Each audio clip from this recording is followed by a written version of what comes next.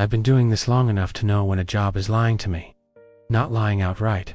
Nothing that sloppy. The paperwork is clean, the language precise, the pay well above market. The lie lives in what isn't said, in the gaps between sentences, in the way certain details are smoothed over, while others are repeated often enough to feel rehearsed. This one comes through a private agency I've worked with before. Not friends. Contracting doesn't work like that, but familiar. They know my history, static posts, long rotations, remote assignments with limited oversight. The kind of work where you're trusted to follow procedure without needing supervision and to keep your mouth shut afterward. The email subject line is bland. Perimeter security, 6-month rotation. I almost delete it. I've just come off a refinery contract in the north.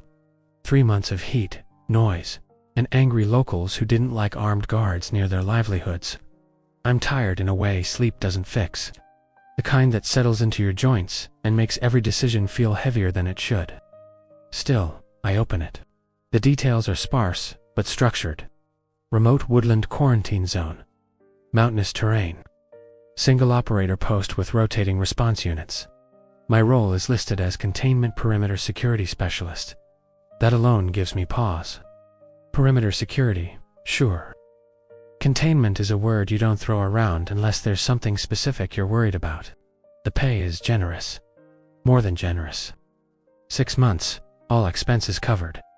On-site accommodation, supply drops, hazard bonus built into the contract, but vaguely defined. There's an NDA attached, longer than the rest of the document combined. I scroll, 'cause of quarantine. Industrial accident involving hazardous materials. Rail line derailment several years prior. Area deemed unsafe for civilian access. Wildlife instability. Environmental monitoring ongoing. I've guarded chemical plants, weapons depots, black site labs that officially don't exist. This isn't new territory.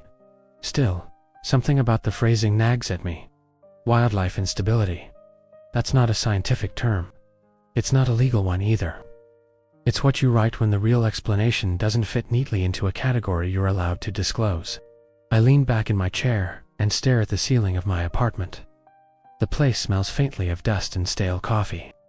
I've been meaning to pack up and move for years, but there's never a reason strong enough to anchor me anywhere else.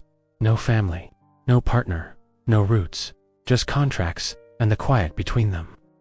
6 months of isolation doesn't scare me, it appeals. I reply, asking for more details. The response comes faster than expected. A secure packet arrives an hour later. Credentials, clearance forms, a map. The map is what hooks me. It shows a stretch of forest cutting across a mountain range, dense enough that elevation lines blur together. A perimeter marked in red, irregular but deliberate. Access points labeled with numbers instead of names. Guard posts spaced at intervals along the boundary, each covering a sector. Mine is marked Post E17. There's a town downhill, just outside the quarantine, small. A few roads threading toward the mountain before stopping abruptly at the fence line. The rail line cuts straight through the heart of the forest, vanishing into the trees on one side and emerging on the other, like a scar that never healed. I zoom in. There are notes on the map. Faded symbols. Sections marked inactive. Others circled and annotated with timestamps. It doesn't look like an abandoned site. It looks maintained. I sign the NDA. The rules, if you can call them that, are almost laughably basic. 5 bullet points, printed on a single page. No unauthorized entry or exit. Only approved personnel may cross the perimeter. Verify credentials. Log all access. Do not pursue intrusions beyond the marked boundary. Observe and report. Night patrols remain within the observation zone. Forest interior is off limits after dark. Report all irregular activity immediately. Await instruction. That's it. No mention of hostile actors. No escalation protocols beyond report and wait. No guidance on what constitutes an irregularity beyond the obvious. I've had stricter rules guarding warehouses. The omission bothers me more than the content. A follow-up call is scheduled for the next morning. The agency rep speaks in a measured tone, calm and professional.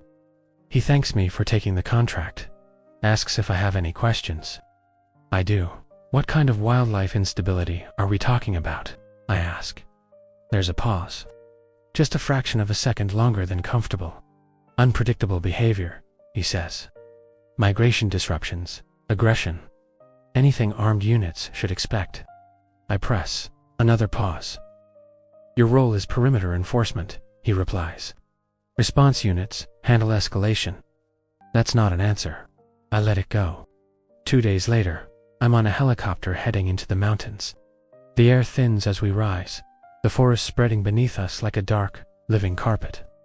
From above, it looks untouched, endless, beautiful, even. I've learned not to trust beauty in places like this. The pilot doesn't talk much. When I try to make conversation, he keeps it surface level, weather visibility, the remoteness of the terrain. He avoids the topic of the quarantine entirely. As we approach the site, I see the fence first. A dull metallic line cutting through the trees, reinforced in places with concrete footings and floodlights. The lights aren't on not during the day, but they're positioned carefully, angled inward, toward the forest. The helicopter sets down near a clearing where a prefab structure sits alone.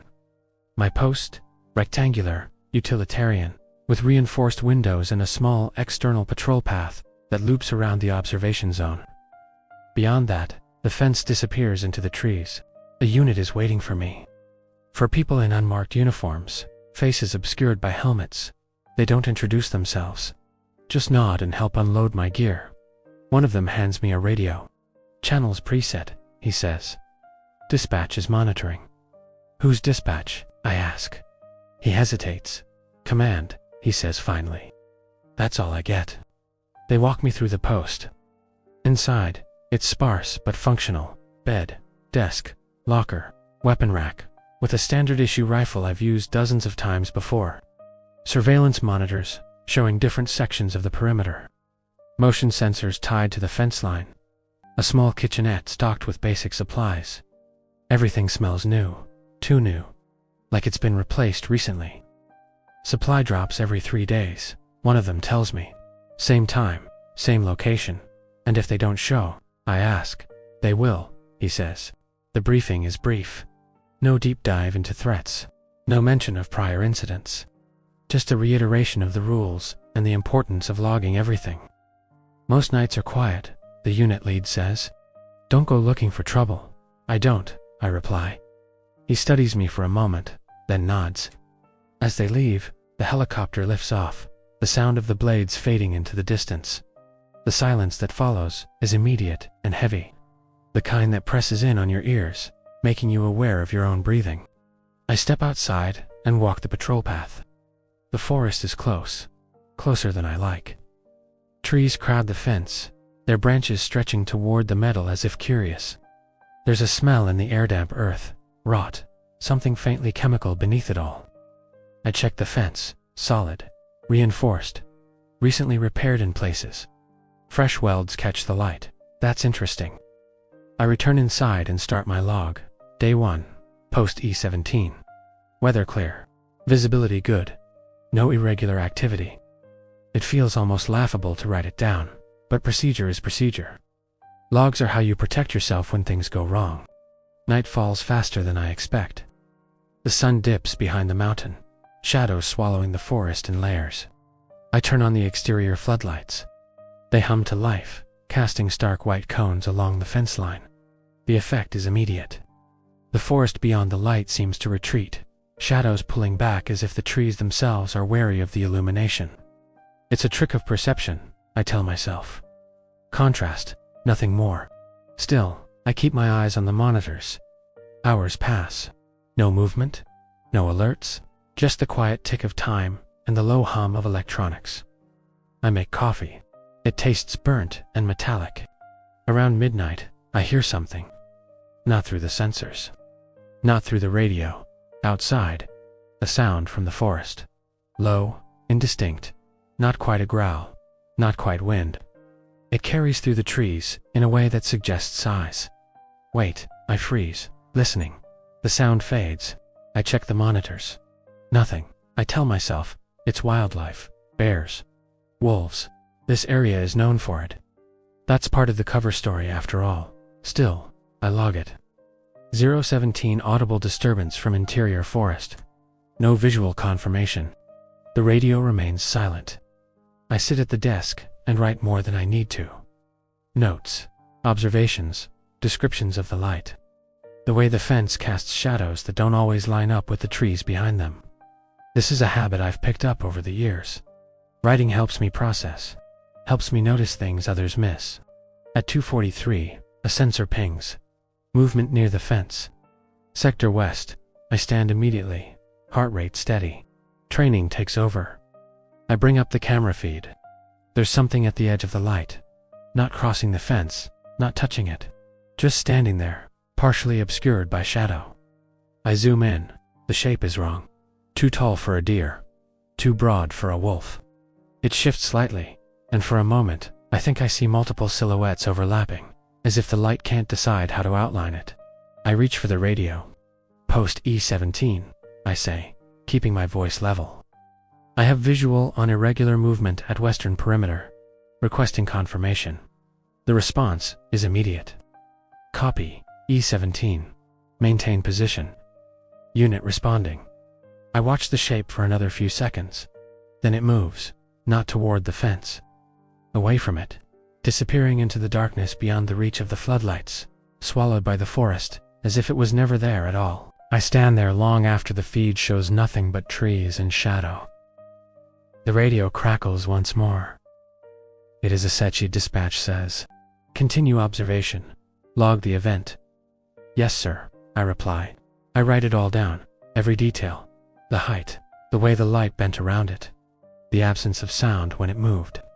I tell myself this is why the pay is good, why the rules are simple, why the answers are evasive. Whatever happened here didn't end with a train derailment. It's still happening. And my job, whether I knew it or not, to say make sure it doesn't go any farther. I close the journal and look back at the monitors, the floodlights, the endless black of the forest beyond.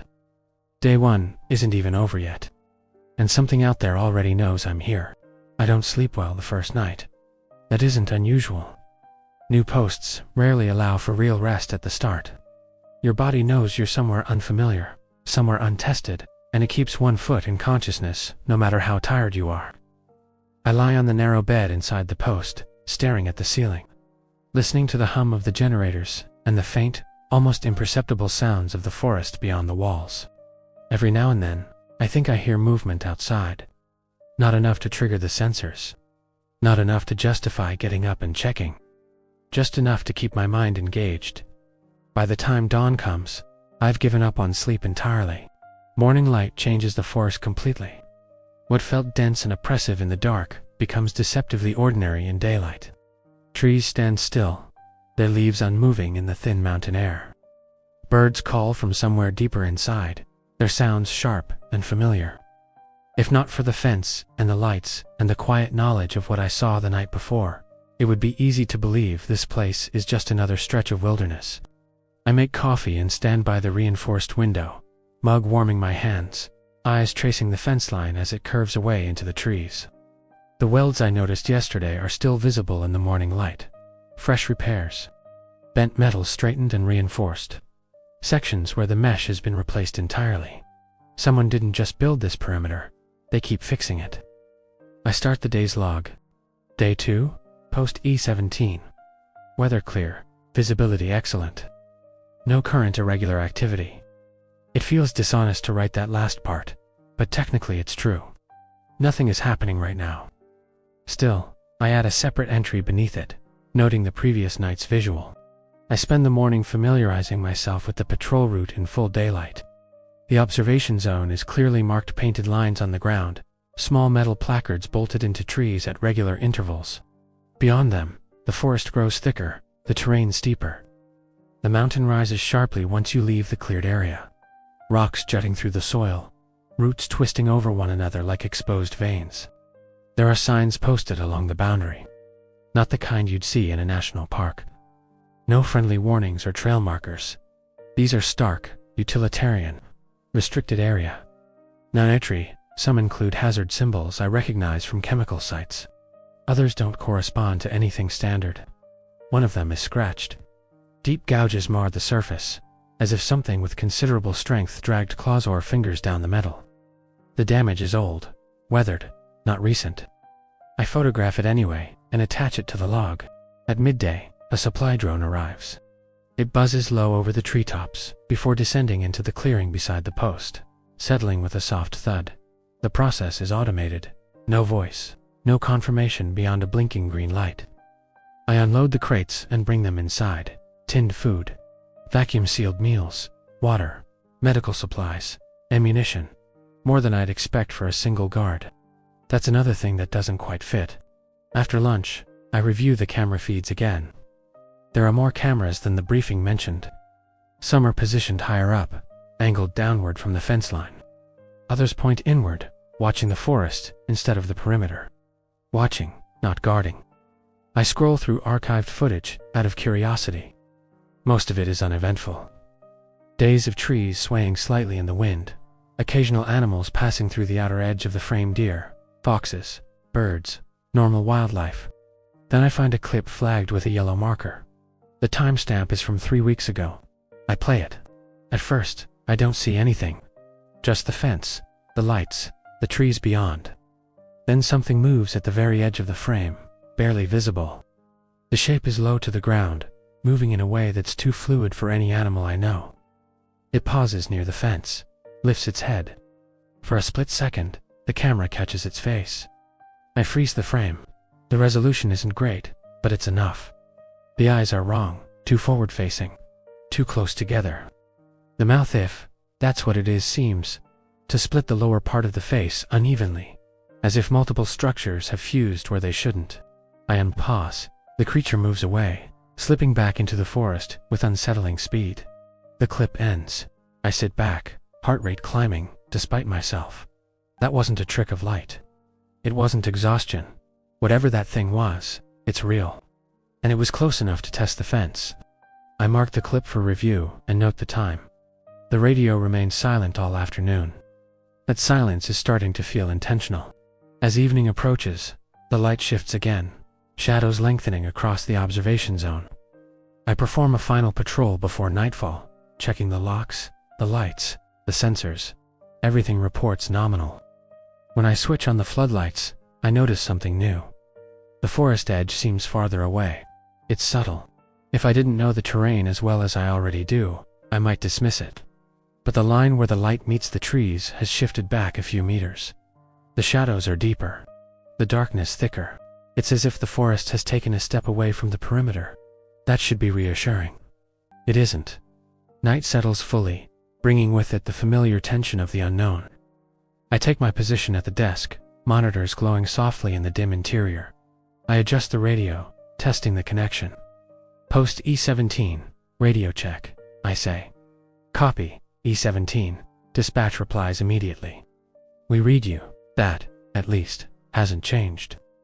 The first few hours pass quietly. No alerts, no movement. Just the steady hum of machinery and the occasional rustle of leaves in the distance. Then, just after midnight, the western sensor pings again. Movement. Same sector as before. I pull up the feed. There are 3 shapes this time. They stand just beyond the floodlights, clustered together, their forms overlapping in a way that makes it hard to distinguish where one ends and another begins. They don't move much, just small shifts. A tilt of something that might be ahead. A subtle adjustment of posture. They're watching. I reach for the radio. Post E17, I say. Multiple irregulars at western perimeter. Approximately 3. Holding position beyond fence. Copy, E17. Dispatch replies. No hesitation, no surprise. Maintain observation. Unit responding. I keep my eyes on the feed. One of the shapes steps closer to the light, not crossing into it. Just close enough that its outline sharpens. It stands upright, not fully, not comfortably, but enough that the implication hits me like a punch to the gut. That is not an animal. The others shift in response, moving in a way that suggests coordination, pack behavior. They reposition slightly, flanking the upright one, without breaking formation. I feel a cold weight settle in my chest. Dispatch, I say carefully. One of the entities is exhibiting bipedal posture. There's a pause this time, Longer than before. Copy, dispatch says finally. Continue observation. That's it, I ask, before I can stop myself. Another pause. Yes, the voice replies. That's it. The shapes remain for several minutes, long enough that my eyes start to ache from staring at the screen. Then, without warning, they retreat, not running, not scattering. Withdrawing, they melt back into the forest, swallowed by shadow. I wait for the unit to arrive. 10 minutes pass. 20, no headlights. No radio chatter. Nothing. Dispatch, I say. No visual on response unit. Copy, dispatch replies. Unit has concluded operation. Concluded, I repeat. I didn't see them enter. Another pause. Correct, dispatch says. That sends a chill through me. I log everything. The number of entities. Their behavior. The upright posture. Dispatch's response. My writing is tighter now. More deliberate. Less room for interpretation. This isn't wildlife instability. This is containment. And whatever is inside the perimeter is smart enough to understand where the boundary is. The rest of the night passes without further incident, but I don't relax. The image of those shapes lingers in my mind, replaying on a loop. The way they stood, the way they watched, the way they withdrew as a group. At dawn, I noticed something else. Fresh marks on the ground near the western fence. Deep impressions in the soil. Not hoofprints, not paw prints. Something with too many points of contact. Something heavy. I photograph them and add them to the log. When the supply drone arrives later that morning, I find an additional item in one of the crates. A new radio battery. Still warm, no note, no explanation. Just a quiet acknowledgement that someone, somewhere, is paying very close attention to what's happening at post E17. I swap the battery and test the radio. Dispatch, I say. Copy, comes the immediate reply. I look out at the forest, now calm and sunlit once more, and feel the unsettling certainty settle in my gut. This place isn't reacting to us, it's adapting. And it's only the second day. By the third day, the forest has stopped pretending to be normal. That's the thought that greets me when I wake, fully alert, before the alarm ever goes off. There's no single reason for it. No nightmare lingering at the edges of sleep. Just a certainty that settles in my chest the moment my eyes open. Something has shifted. I lie still for a few seconds, listening. The generators hum steadily beneath the floor. The air vents whisper softly, circulating cool mountain air through the post. Outside, birds call, but not as many as there should be. The soundscape feels sparse, like parts of it have been muted. I get up, stretch, and pull on my boots. The metal floor is cold under my feet. I move through the morning routine with practiced efficiency. Coffee, log check, system diagnostics, everything reports nominal. Sensors green, fence integrity intact. On paper, this is a quiet post. I step outside just as the first sunlight breaks over the ridge. The light hits the forest at an angle, catching on dew and dust in the air. From here, the trees look endless, rising and falling with the mountain's contours. It's beautiful in a harsh, remote way. It still doesn't feel right. I walk the patrol path slowly, eyes scanning the fence line. I stop where I photographed the prints yesterday. Overnight, they've softened slightly, edges crumbling as moisture seeps into the soil. But the depth is still there. Whatever made them was heavy. Heavier than any animal native to this region. I crouch, measuring them with my eyes.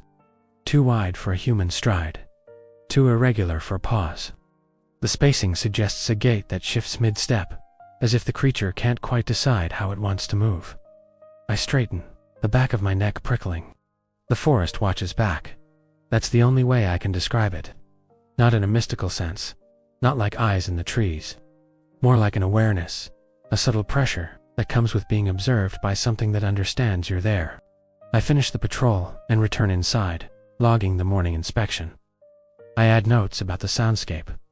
Fewer birds, insects quieter than expected.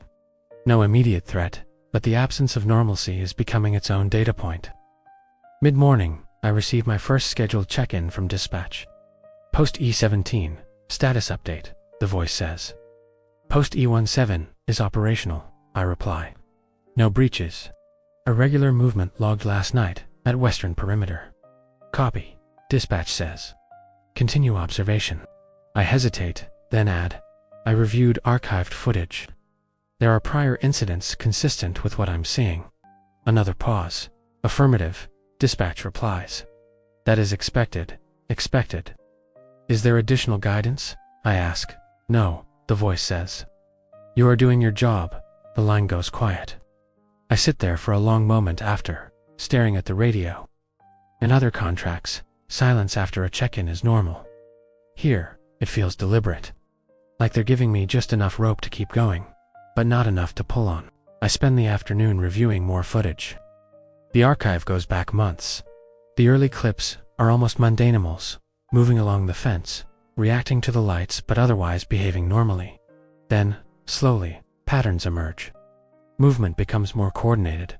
Sightings increase along specific sectors. The same areas light up again and again, as if something is probing for weakness. I notice something else too, the times. Most activity clusters around the same windows. Shortly after midnight, just before dawn, transitional hours. I log the pattern. At 15:22, I hear something I don't expect. Voices. Not on the radio. Outside, they're distant. Carried faintly on the wind, too indistinct to parse. Human cadence though, speech rhythms. I move to the window and scan the forest. Nothing. The sound fades after a few seconds. I tell myself it could be a response unit moving through the interior. But the rules are clear. Night patrols only. During the day, units don't enter the forest unless absolutely necessary. And they would have notified me. I log it anyway. 15:24. Possible vocalization detected from interior forest. Source, unconfirmed. When night falls again, it comes with a sense of anticipation I don't like. I switch on the floodlights and take my position. The forest pulls back as it did the night before, shadows retreating just enough to reveal the first line of trees. Beyond that, darkness swallows everything. The first alert comes earlier this time. 23:11. Eastern perimeter. I pull up the feed. There's movement low to the ground. Fast. Something darts between trees, briefly catching the edge of the light before vanishing again. It's too quick to resolve clearly. Then another shape appears. And another. They move in loose formation, circling the observation zone without approaching the fence directly, testing angles, sightlines. I key the radio. Post E17. Multiple irregulars at eastern perimeter. Rapid movement. No breach. Copy. Dispatch replies. Maintain position. Unit responding. I watch as the shapes begin to slow. One of them stops directly opposite the post, just beyond the fence. It stands there, perfectly still, head tilted upward. It's looking at me, not at the lights, not at the cameras, at the post. A chill crawls up my spine. I zoom the camera. The creature's face resolves into view. It has fur, but it's patchy, uneven, as if different textures were stitched together poorly. The snout is elongated, but the eyes sit too high, too forward. Its mouth hangs slightly open, revealing teeth that don't align properly. It raises one limb, not a paw, a hand, the fingers if. That's what they are, long and uneven, joints bending at angles that make my stomach turn. It presses the limb against the fence, testing the metal gently, almost curiously. I hear a faint clicking sound through the microphone array. Not mechanical, biological. Communication, dispatch, I say, keeping my voice steady. Entity at eastern fence is exhibiting manipulative behavior. Copy, dispatch says, immediately. Do not engage. Unit responding. The creature withdraws its hand slowly, stepping back into the shadows. The others melt away with it, disappearing into the forest as if they were never there. Again, no unit arrives. Again, dispatch logs the event as concluded. I'm starting to understand the rhythm of this place. We observe, we report. Something else responds, sometimes visibly, sometimes not. The creatures withdraw, not because they're afraid, but because they've learned the timing. They know how long they can linger before something pushes back. They're learning. At 1:37, the voices return. Clearer this time. I freeze, listening. The sound drifts from the interior forest, carried on the still night air. I can make out fragments now, syllables, almost words. Almost they don't line up correctly. The cadence is wrong. Too many pauses. Too much repetition. Like something trying to remember how speech works. I reach for the radio. Posti dizeseci, I say quietly. Auditory anomaly. Possible human vocalization from interior. There's a longer pause this time. Copy, dispatch replies. Do not respond to vocal stimuli. That's new. Confirm, I say. Do not respond. Affirmative, dispatch says. Maintain position. The voices drift closer, then fade. I don't sleep at all that night. By morning, exhaustion presses down on me like weight. My thoughts feel slightly delayed, as if there's a fraction of a second between perception and reaction. That's dangerous.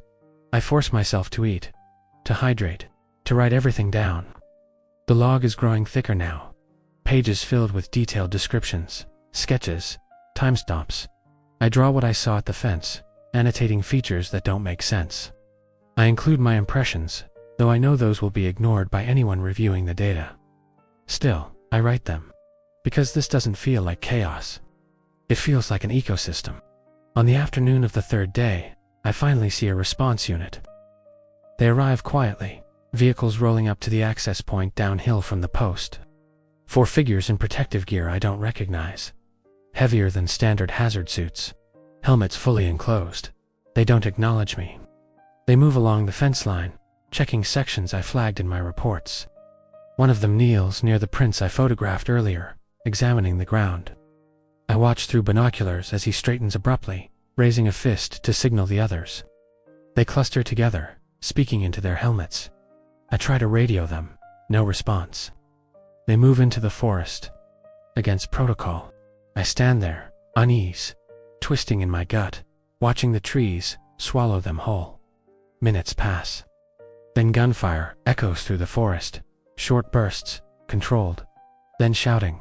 The sound cuts off abruptly, replaced by a deep, resonant roar that vibrates through the ground beneath my feet.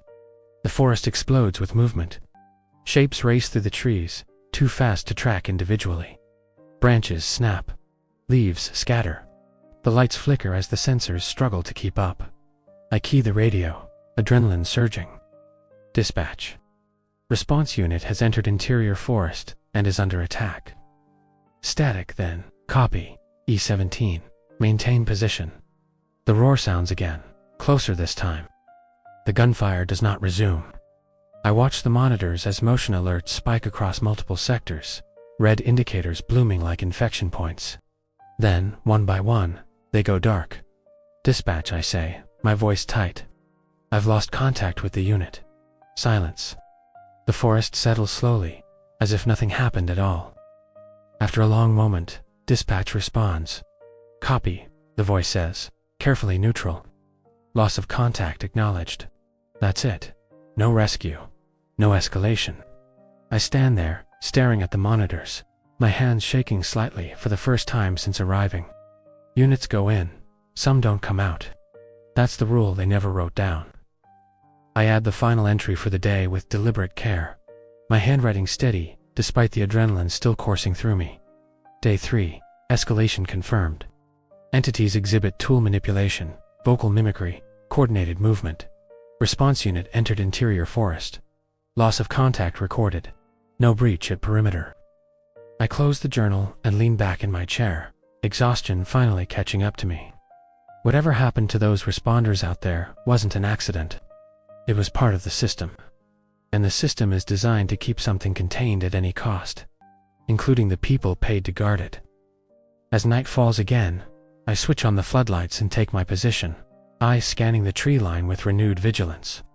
Somewhere out there, something just learned how far it can push, and tomorrow, it will push harder. By the 4th day, the perimeter feels less like a boundary and more like a suggestion. I wake before dawn again, but this time there's a reason. A pressure in the air, subtle but unmistakable, like the moment before a storm breaks.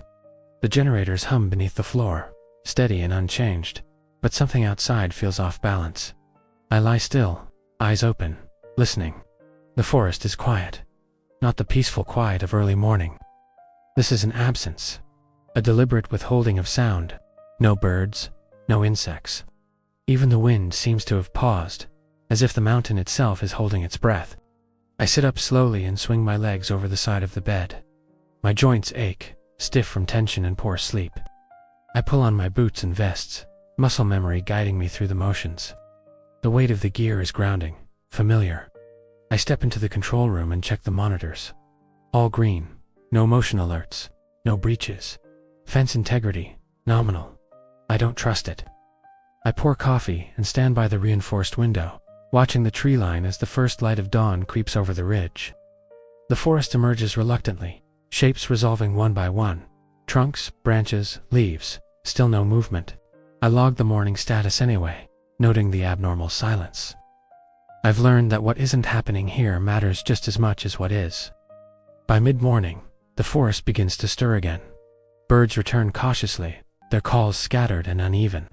A light breeze moves through the canopy, carrying the scent of damp earth and pine. On the surface, things look normal. Underneath, the tension remains. I walk the patrol path, slower this time, eyes scanning the fence and the ground beyond it. I stop where the response unit entered the forest yesterday. The undergrowth there is disturbed flattened leaves, snapped twigs, a faint smear of dark residue on one of the rocks. Not blood, something thicker, almost oily. I crouch and examine it closely. The smell is sharp, chemical, layered over something organic and rotten. It makes the back of my throat tighten. I photograph it, add it to the log, and move on. As the day wears on, I notice something else. The cameras are adjusting, not malfunctioning. The autofocus lingers longer on certain sections of the forest, as if the system itself is prioritizing areas of interest. I didn't program that. No one mentioned dynamic targeting. I bring it up to dispatch during the midday check-in, post E17, I say. Noticing autonomous camera focus shifts toward interior forest. Is that expected? There's a pause. Yes, dispatch replies. Continue observation. That's all. I exhale slowly and cut the channel. Whatever controls this place knows more than it's telling me. That's always been true. But now I get the sense it's not just withholding information, it's watching how I respond. I spend the afternoon reviewing the previous night's logs again, looking for patterns I might have missed. The times line up too neatly. The creatures approach during specific windows, withdraw before any visible response arrives. They test the line, then retreat. It's not random. They're probing. Night falls with unsettling speed. I activate the floodlights earlier than usual, bathing the perimeter in harsh white light. The forest recoils again, shadows drawing back just enough to reveal the first row of trees. Almost immediately, movement registers on the northern sensors. I straighten, heart rate ticking up. One shape appears, then another. Then several more, spaced evenly along the fence line. They stand just beyond the light, silhouettes sharp against the darkness. They aren't hiding anymore. I key the radio. Post E17. Multiple irregulars at northern perimeter. Holding position. Copy dispatch replies instantly. Maintain observation. Unit responding. I don't acknowledge. My attention is fixed on the monitors. The shapes are different from the ones I've seen before. Larger. Broader. Their outlines are more stable, less distorted by the light. They move with purpose, shifting positions with minimal wasted motion. One of them steps forward. It crosses into the edge of the floodlight. For the first time, I get a clear look. It's a composite of things that don't belong together. Fur along its shoulders and spine, matted and dark. Skin stretched tight over muscle in other places, pale and scarred. Its head is wrung elongated like a wolf's, but with the flattened nose and brow ridge of something human. Its eyes reflect the light in a dull, almost thoughtful way. It opens its mouth and speaks. Not clearly, not correctly, but the shape of the sound is unmistakable. Stay. The word drags out, distorted, as if pulled through a throat not built for speech. I feel my blood run cold. The creature tilts its head, studying the post. Studying me. I force myself to breathe.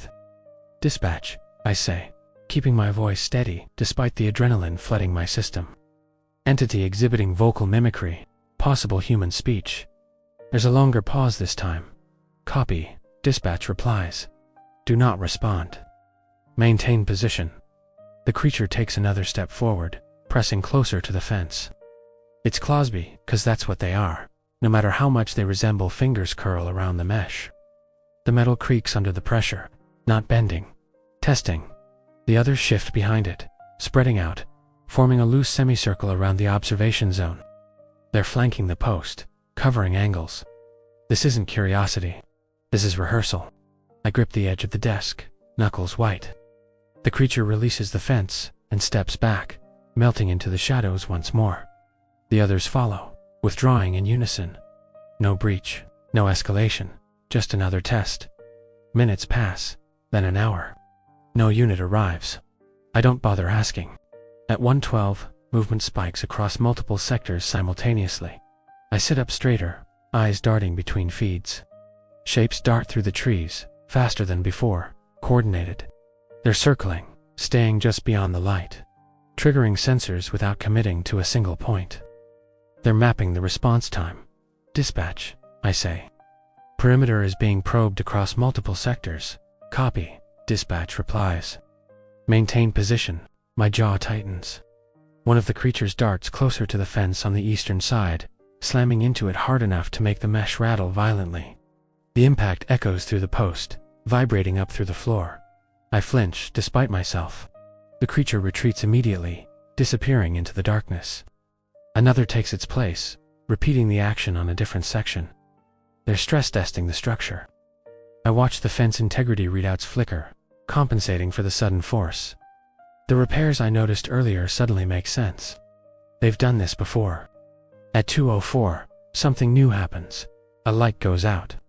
Just one floodlight along the northern perimeter flickers, then dies, plunging a section of the fence into darkness.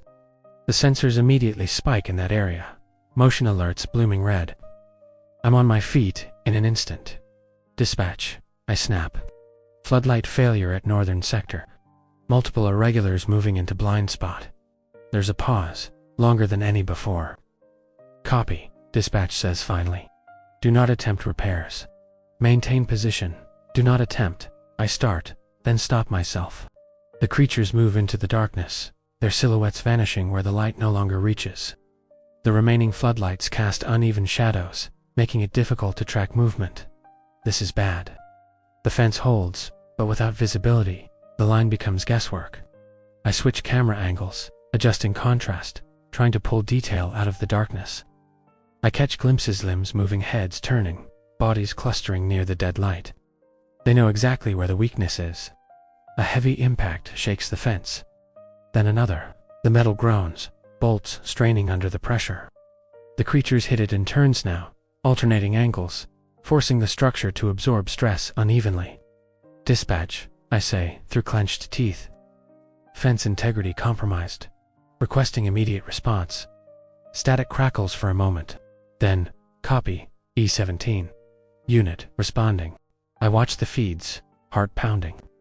One of the creatures steps back, clearing space. Another moves forward larger than the rest. Broader shoulders, thicker limbs. It lowers its head and charges. The fence buckles, not fully, not yet, but it gives. The creature recoils, snarling a sound that's part animal, part something else entirely. It shakes its head, then looks up at the post, at me. I feel the weight of that gaze, even through the screen. Then, abruptly, everything stops. The creatures retreat in unison, slipping back into the forest as if pulled by an invisible leash. The fence settles, groaning softly as the stress dissipates. The sensors slowly return to green. Silence falls over the perimeter once more. I stand there, chest heaving, adrenaline making my hands tremble. Minutes later, headlights appear at the access point downhill. A response unit arrives, moving quickly along the fence line toward the damaged section. I watch them through binoculars as they inspect the mesh, shining lights into the trees. One of them gestures sharply, pointing into the forest. Another shakes his head. They don't enter. They don't pursue. They make repairs with practiced efficiency, reinforcing the damaged section, replacing the dead floodlight. Within 30 minutes, they're gone, retreating the way they came without ever acknowledging me. The radio crackles post. Idizasechi dispatch says, perimeter integrity restored. Resume normal operations. I don't respond right away. When I finally do, my voice is flat. Copy. I log everything. The vocalization, the coordinated attack, the deliberate targeting of the floodlight, the response delay. I add one more note at the bottom of the page, something I don't expect anyone else to read. They are learning. As dawn breaks, I step outside again, scanning the forest with a renewed sense of dread. The trees look unchanged. The fence stands firm. The light glints off fresh welds and new bolts. From a distance, everything appears under control. Up close, I can see the truth etched into the metal and soil. The line held last night, barely, and whatever is inside the quarantine now understands exactly how close it came to breaking through. Tomorrow night, it won't be testing. It will be trying. By the 5th day, the word quiet no longer means what it used to. Quiet here doesn't imply safety or calm. It means restraint. It means whatever lives beyond the fence has decided temporarily not to act. That understanding settles into my bones as I wake, eyes snapping open before the alarm, breath already shallow. The generators hum beneath the floor, steady and untroubled. The post smells faintly of oil, metal, and cold air pulled in from outside. For a moment, I let myself lie still, cataloging the sounds the way I've been trained to do. No wind rattling the structure. No distant animal calls. No vibration in the ground. Too controlled. I sit up and swing my legs over the side of the bed, boots hitting the floor with a dull thud. My muscles feel tight, coiled. I've slept maybe 3 hours total, fragmented and shallow. My mind replaying the image of that larger creature lowering its head and charging the fence. Testing became rehearsal last night. Today will be about thresholds. I move through the morning routine. Mechanically coffee, diagnostics, system checks. Everything reports nominal. Fence integrity at 98%, following overnight repairs. Floodlights operational across all sectors. Motion sensors calibrated. I don't believe a word of it. I step outside just as dawn bleeds across the mountain, light creeping down the slopes and pooling in the low areas of the forest. The trees catch it unevenly, some sections glowing gold while others remain stubbornly dark. The perimeter fence gleams dully, its repaired sections still visibly newer than the rest. I walk the patrol path slowly, eyes scanning not just the fence, but the forest floor beyond it. I'm looking for signs: disturbed soil, broken undergrowth, anything that suggests movement during daylight hours. There are tracks. They're fresher than the ones from previous days. Deep impressions pressed into the damp earth near the northern sector, right where the floodlight failed last night. The spacing is irregular, alternating between long strides and shorter, shuffling steps. Whatever made them moved back and forth, pacing, waiting. I kneel, running a gloved hand along the edge of one print. The soil crumbles slightly under my fingers, still moist. These were made after the repairs. After the creatures withdrew. They didn't leave, they repositioned. I photograph the tracks and log their location, then force myself to stand and continue the patrol. Dwelling won't help. Procedure will. Back inside, I add a new section to the log, titled Breach Conditions. It's not an official designation, just something I need to frame my thoughts. Breach doesn't mean the fence comes down. Not here. Breach means the system fails to do what it was designed to do. Contain. At 10:14, dispatch checks in. Post E17, status update. Operational, I reply. Fresh tracks observed near northern perimeter. No breach. Copy, dispatch says. Continue observation. I hesitate. Dispatch, I add, requesting clarification on engagement parameters if fence integrity fails. There's a pause. You are not authorized to engage beyond perimeter enforcement, the voice replies. Response units will handle escalation, and if they can't, I ask. Another pause, longer this time. That scenario is unlikely, dispatch says. Unlikely, not impossible. The line goes quiet. I spend the rest of the morning reviewing system redundancies. Backup power, manual overrides, emergency lighting.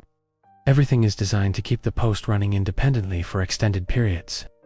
There's even a sealed room beneath the floor, accessible through a hatch in the storage area. It's stocked with additional supplies, oxygen tanks, and reinforced walls. A fallback. I don't like that they planned for this. By mid-afternoon, the forest grows restless again.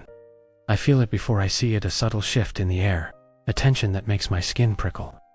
The birds scatter abruptly, their calls cutting off mid-note. Leaves rustle without wind. I bring up the camera feeds. Movement registers along the southern perimeter. Then the east, then the west. The sensors light up in a staggered pattern, one sector after another, like a wave. They're coordinating. I key the radio. Post E17. Multiple irregulars active across all sectors. Patterned movement. Copy. Dispatch replies immediately. Maintain position. Unit responding. I don't bother acknowledging. The creatures don't approach the fence this time. They move parallel to it, pacing the perimeter, staying just beyond the floodlights. Their silhouettes flicker in and out of view, sometimes overlapping, sometimes separating. I count at least 12. Possibly more. One shape lags behind the others. Larger, heavier. It moves with a confidence the rest lack, drifting closer to the light, before pulling back again. The apex, I feel it in my gut. The smaller creatures adjust their positions around it, keeping a respectful distance. When it pauses, they pause. When it shifts direction, they follow. This isn't a pack, it's a hierarchy. Dispatch, I say quietly. I believe there is a dominant entity coordinating movement. There's a pause. Copy. Dispatch replies. No denial, no correction, just acknowledgement. The apex steps into the edge of the light. It's bigger than I thought. Broad shoulders humped beneath a mantle of coarse fur. Hind legs jointed oddly, too long, bending backward at unnatural angles. Its forelimbs hang almost to the ground, fingers because they are fingers curling and uncurling slowly. Its head turns, nostrils flaring. It smells the air. It opens its mouth, and a low sound rumbles out. Not a roar, more like a vibration, felt through the ground and the walls of the post. The other creatures respond immediately, shifting closer to the fence. Dispatch, I say, voice tight. Apex entity is within light range, exhibiting leadership behavior. Copy, dispatch says. Maintain position. The apex raises its head and looks directly at the post. At me. The sense of being seen hits like a physical blow. Not just observed, but assessed. Measured. Then it does something I don't expect. It steps back. The smaller creatures hesitate, then follow, retreating deeper into the forest until the sensors calm and the feeds show nothing but trees and shadow. Silence falls. I let out a breath I didn't realize I was holding. Hours pass without incident. No alerts, no movement. The quiet presses in, heavy and ominous. At 1837, the supply drone arrives early. That's new. I unload the crates, noting the additional items inside. More ammunition, medical gear, a replacement floodlight bulb, a sealed envelope marked Post E17, immediate review. I open it. Inside is a single sheet of paper. Notice of elevated breach risk. No explanation, no instructions. Just a signature block, stamped with a department name I don't recognize. I crumple the paper in my fist, then smooth it out and add it to the log. Night falls slowly, dragging the light down the mountain like a curtain being drawn. I activate the floodlights and settle in at the desk, every sense on high alert. The first alert comes at 2102, northern perimeter. A single shape approaches the fence, not the apex. One of the smaller ones. It moves cautiously, stopping just short of the mesh. It tilts its head, listening, sniffs the air. Then it does something that makes my stomach turn. It crouches and squeezes. Not through the fence, under it. There's a narrow gap at the base where the ground slopes unevenly. Reinforced, but not sealed.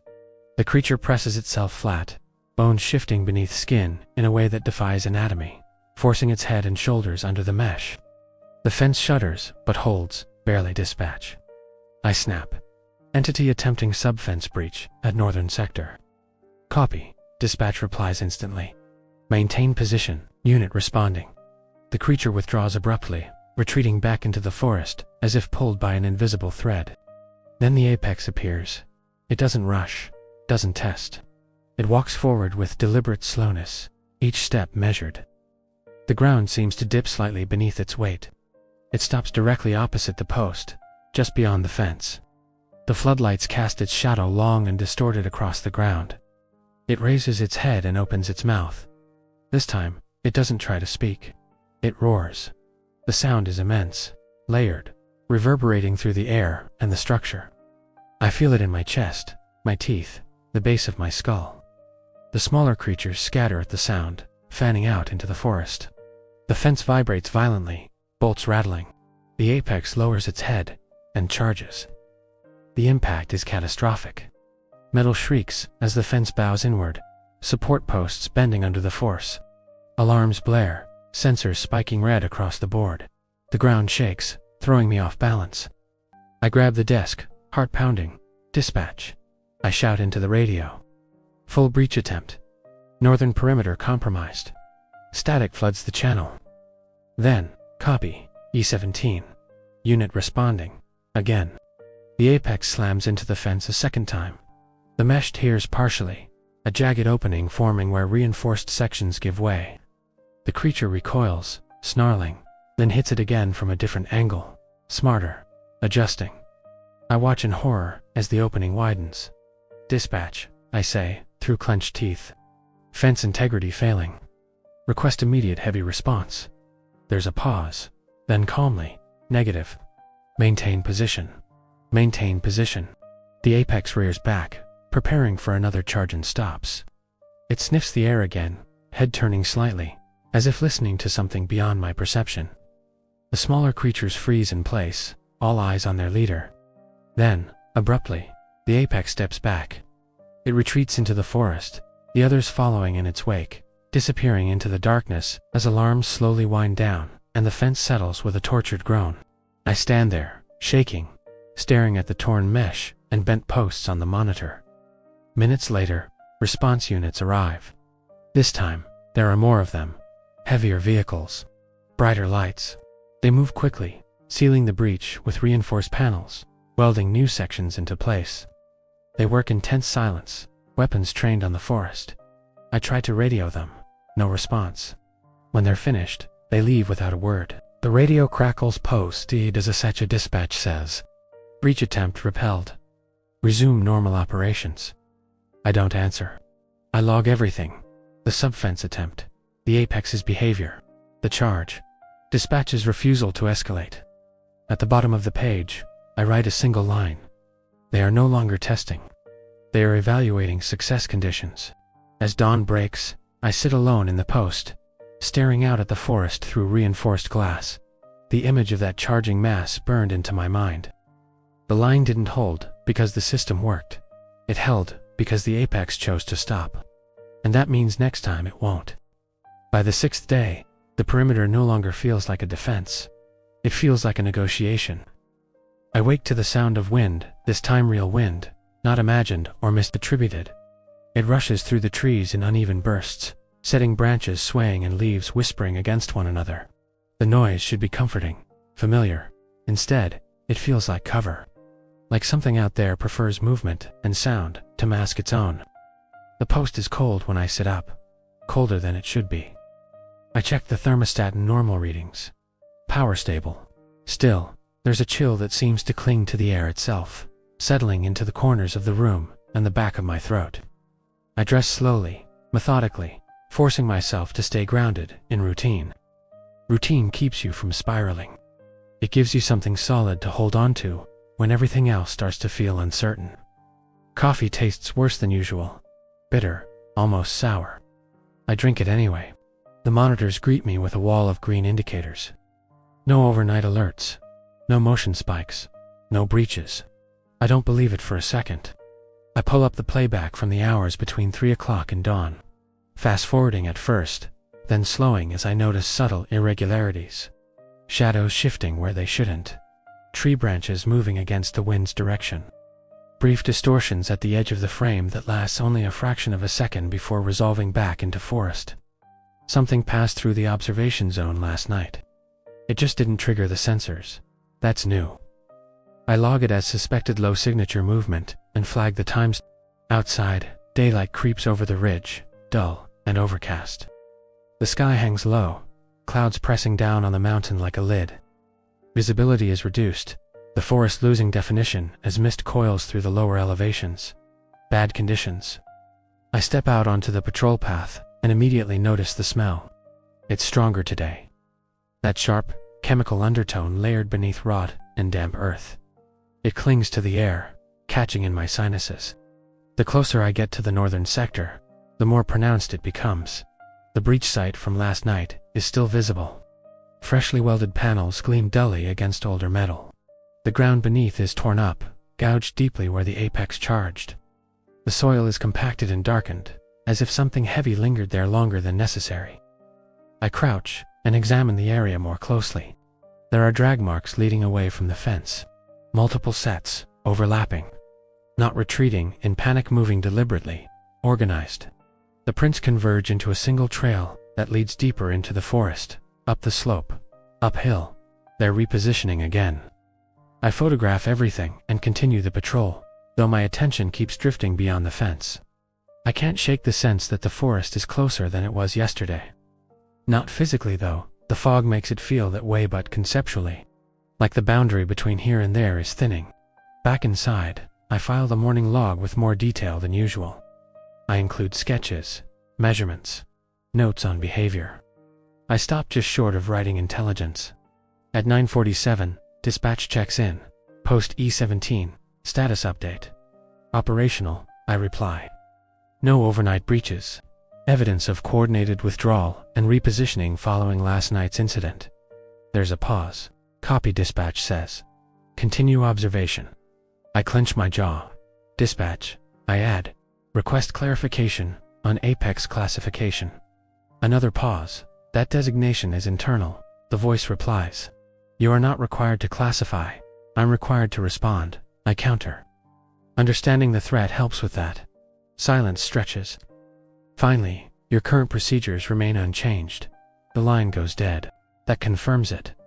They know exactly what that thing is. They just don't want me knowing. The morning passes in a tense lull.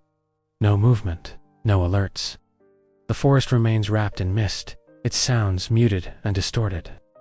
Even the birds seem reluctant to break the quiet, their calls sparse and distant. At 13:12, I notice the first adaptation. A motion sensor along the eastern perimeter flickers, registers. Something then resets without triggering an alert. I rewind the feed. There's a shape there, low to the ground, moving slowly, hugging the contour of the land. It pauses when the sensor activates, freezes completely, then resumes only after the system resets. It's timing the sensor cycle. I feel a cold weight settle in my chest. I watch the playback again, slower this time. The creature's movements are careful, deliberate. It knows where the sensors are, knows how long it can remain still without drawing attention. This isn't trial and error. This is learned behavior. Dispatch, I say quietly. Entities appear to be adapting to sensor thresholds. Recommend recalibration. There's no immediate response. I wait, eyes still on the feed. Finally, the radio crackles. Copy, dispatch says. Maintain position, of course. The rest of the afternoon brings more of the same. Subtle movements that flirt with detection, but never quite cross the line. Shapes that pause just long enough to avoid triggering alarms. Shadows that don't resolve clearly, no matter how much I adjust the contrast. They're mapping the system, and they're doing it patiently. By evening, the fog thickens, swallowing the lower forest entirely. The floodlights cut through it in pale cones, illuminating drifting moisture and nothing beyond. Visibility drops to less than half its usual range. I activate additional lighting along the northern sector, though I know it won't make much difference. The fog scatters the light, turning the perimeter into a glowing bubble surrounded by impenetrable gray. Night settles uneasily. The first alert comes at 20:58. Southern perimeter. I bring up the feed. There's nothing there. No movement, no shape. Just fog, swirling in the light. The sensor resets, then triggers again and again. False positives, maybe. Or something just out of phase with the system. I key the radio. Post E17. Repeated sensor triggers without visual confirmation at southern sector. Copy, dispatch replies. Maintain observation. I don't acknowledge. At 21:34, the fog shifts. It thins just enough for me to see movement at the edge of the light. Not one creature. Many, they're standing still. perfectly motionless, arranged along the perimeter at regular intervals. I count at least 15 shapes, spaced evenly, all facing inward. Waiting, I feel my pulse quicken. The apex is there too, though it hangs back, partially obscured by mist. Even at a distance, its presence is unmistakable. The others orient themselves around it, maintaining space. This is different. They're not testing. They're demonstrating. I key the radio. Dispatch, I say, voice tight. Multiple entities positioned along full southern perimeter. Apex present. No active breach attempt. There's a pause. Then copy. Maintain position. The creatures remain still for several minutes. Long enough that my muscles start to ache from tension. Long enough that I begin to wonder if this is some kind of display. Then one of the smaller entities steps forward. It approaches the fence slowly, deliberately, stopping just short of contact. It tilts its head and raises one limb, fingers flexing. It doesn't touch the mesh. Instead, it presses its palm flat against the air, an inch from the metal. The sensor doesn't trigger. The fence doesn't react. I stare at the screen, heart hammering. The creature moves its hand slightly, tracing the shape of the fence without ever making contact, as if it knows exactly where the boundary is. It steps back. Another creature takes its place and repeats the motion. Then another. They're taking turns, learning the shape of the line. The apex watches, head lowered, eyes fixed on the process. Dispatch, I whisper. They're mapping the perimeter without triggering sensors. There's no immediate reply. The creatures finish their strange ritual and retreat as one, melting back into the fog until the sensors show nothing but drifting mist. The fog begins to lift shortly after, revealing an empty forest and an intact fence. No breach, no alarms, no response units. I sit back in my chair, hands shaking. This is escalation without violence, adaptation without force, and it's more terrifying than any charge. Hours pass without incident. The forest remains unnaturally quiet, the fog thinning and thickening in slow waves. I don't sleep. I don't even lean back. At 2:17, the radio crackles unexpectedly. Post, Idizasechi dispatch says. Status check. I blink, surprised. Operational, I reply. No breaches.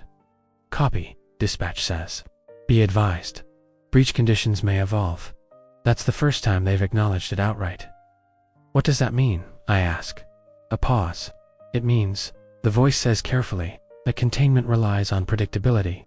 And predictability is degrading. The line goes quiet. I stare at the radio long after, replaying the words in my head. Predictability is degrading. Dawn comes slowly, bleeding gray light into the forest. The fog finally dissipates, revealing trees heavy with moisture and a perimeter that looks, on the surface, unchanged. I step outside for the morning patrol, exhaustion weighing on me like lead. The ground is damp, the air cold. I make my way to the southern sector, eyes scanning for signs of last night's activity. There are no tracks, no disturbed soil, no evidence of movement at all. It's as if nothing stood there, except for one thing. Scratched into the dirt just beyond the fence, faint but unmistakable, is a pattern. Lines intersecting at sharp angles, pressed deep enough that they won't wash away easily. It's not random, it's not animal, it's a diagram. A crude approximation of the perimeter layout. I straighten slowly, a chill running through me despite the cold. They're not just learning how the line works, they're learning how we think. I photograph the markings, hands trembling, and add them to the log with more detail than ever before. At the bottom of the page, I write a final note for the day. Adaptation confirmed. Entities are no longer reacting. They are planning. As I close the journal and look back out at the forest, one thought loops endlessly through my mind. If containment relies on predictability, then the first thing they'll try to break isn't the fence. It's me. By the 7th day, I stop thinking of the perimeter as a line. It's a surface. A membrane stretched thin between two environments that should never touch. And like any membrane under pressure, it doesn't fail all at once. It thins. It flexes. It begins to transmit things it was never meant to. I wake to the sound of my own voice. It takes a few seconds for my brain to catch up, for the panic to bloom properly in my chest. The sound is muffled, distorted, as if carried through a long tunnel, but the cadence is unmistakable. Me. I sit bolt upright in bed, heart hammering, every muscle tensing at once. The sound stops abruptly, replaced by the low hum of the generators and the faint hiss of air through the vents. Silence. I don't move for a long time. I don't reach for the radio. I don't even breathe properly. I just sit there, listening, replaying the sound in my head. It wasn't a word, not really. More like a fragment. The rise and fall of a sentence without the sentence itself. The shape of speech stripped of meaning. I force myself to stand, pulling on my boots with shaking hands. The metal floor feels colder than ever beneath my feet. I step into the control room and bring up the monitors immediately, scanning each feed with sharp, practiced movements. Nothing. No motion alerts. No sensor spikes. The forest sits still beneath the pale gray light of early morning mist, clinging low to the ground. I check the audio logs. There's a time-stamped anomaly recorded at 5:12. A brief spike in ambient noise captured by the perimeter microphones. The waveform shows a pattern I recognize instantly: human speech frequencies. I play it back. Static crackles. Then 17. My designation. Post E17. My stomach drops. The voice isn't mine, exactly. It's wrong in subtle ways. Too flat, too strained, like something forcing sound through a structure not built for it. But the inflection, the rhythm, it's close enough that my skin crawls. I stop the playback and sit back hard in my chair. They're not just watching anymore, they're listening. I log the incident with meticulous detail, attaching the audio file and noting the similarity to my own voice. I avoid speculation in the official report. Stick to facts, that's how you stay credible. In the margins of my personal notes, I write a single word: mirroring. The morning passes in a haze. I go through the motions patrol, diagnostics, inventory, but my attention keeps snapping back to the forest. Every shadow feels heavier now. Every patch of darkness seems to hold potential. At 10:03, dispatch checks in. Post E17, status update. I hesitate before responding. Operational, I say. Audio anomaly recorded at 5:12. Possible vocal mimicry, using guard designation. There's a pause, longer than usual. Copy, dispatch replies. Do not respond to vocalizations. I didn't, I say. But I want to know if this has happened at other posts. Another pause. That information is not relevant to your assignment, the voice says. I clench my jaw. It's relevant to containment, I counter. If they're learning individual identifiers, maintain position, dispatch interrupts. Continue observation, the channel goes dead. That tells me everything I need to know. This isn't new. I spend the afternoon reviewing older logs mine and the limited shared reports available through the system. The language is clinical, stripped of detail, but patterns emerge if you know what to look for. Mentions of auditory anomalies, false positive communications, psychological stress indicators. No outcomes listed, no resolutions, just incidents logged and filed away. By late afternoon, the sky darkens unexpectedly. Thick clouds roll in over the mountain, blotting out the sun and casting the forest into premature dusk. The air grows heavy, charged the way it does before a storm. I feel exposed. Night falls early. I activate the floodlights and take my position, every sense tuned to the slightest change. The forest retreats, as it always does, but tonight it feels different, closer, as if the darkness presses in against the light, testing its strength. At 2041, movement registers on the western perimeter. I pull up the feed. One shape stands alone, just beyond the light. It doesn't move, doesn't shift.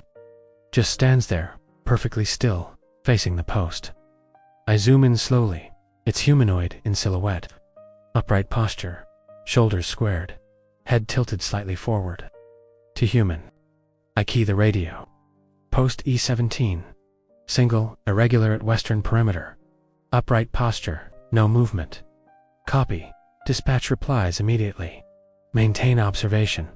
The shape raises one arm. It waves. A slow, deliberate motion. Fingers long, uneven curling and uncurling, in a parody of a greeting.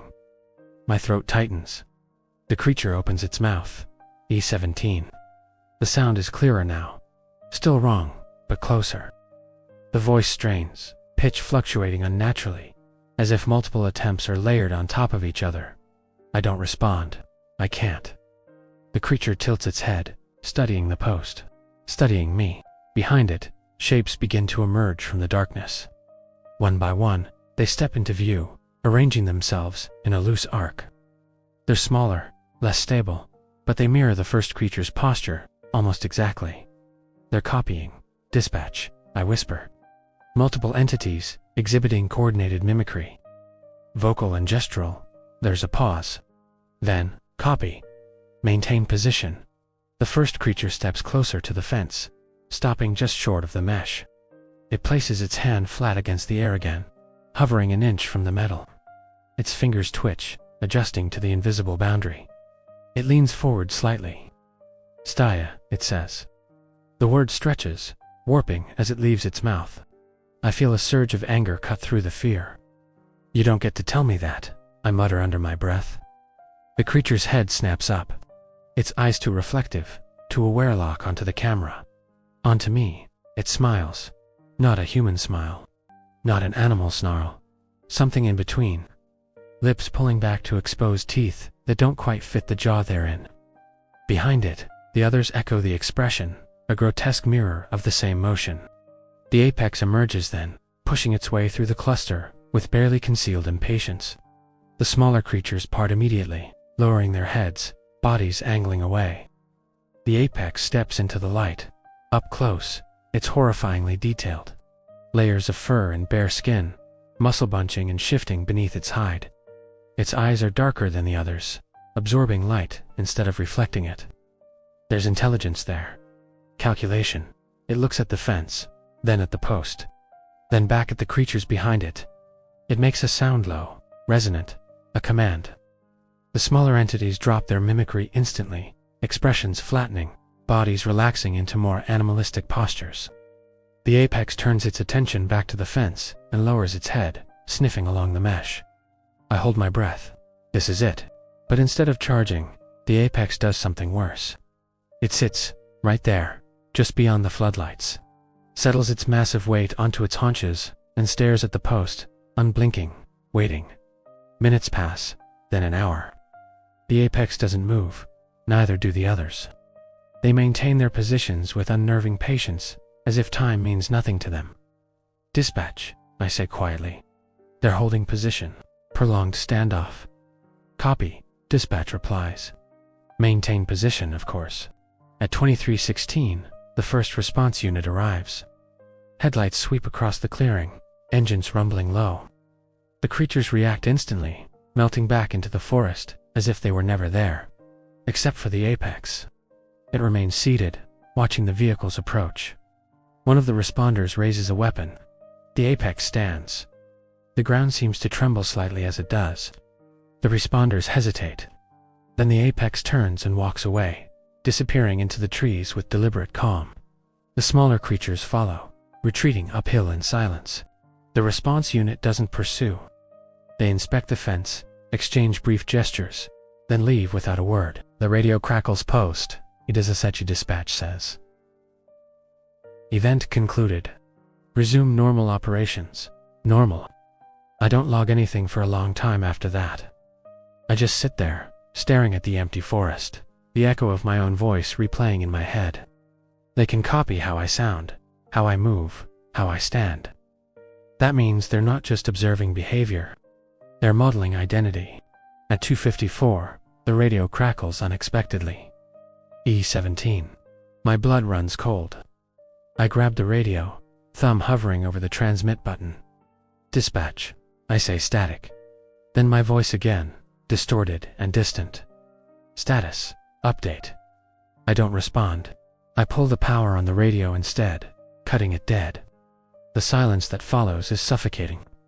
I sit there until dawn, lights on, weapon within reach, eyes flicking between monitors that show nothing but trees and shadow. When morning comes, it feels fragile, temporary.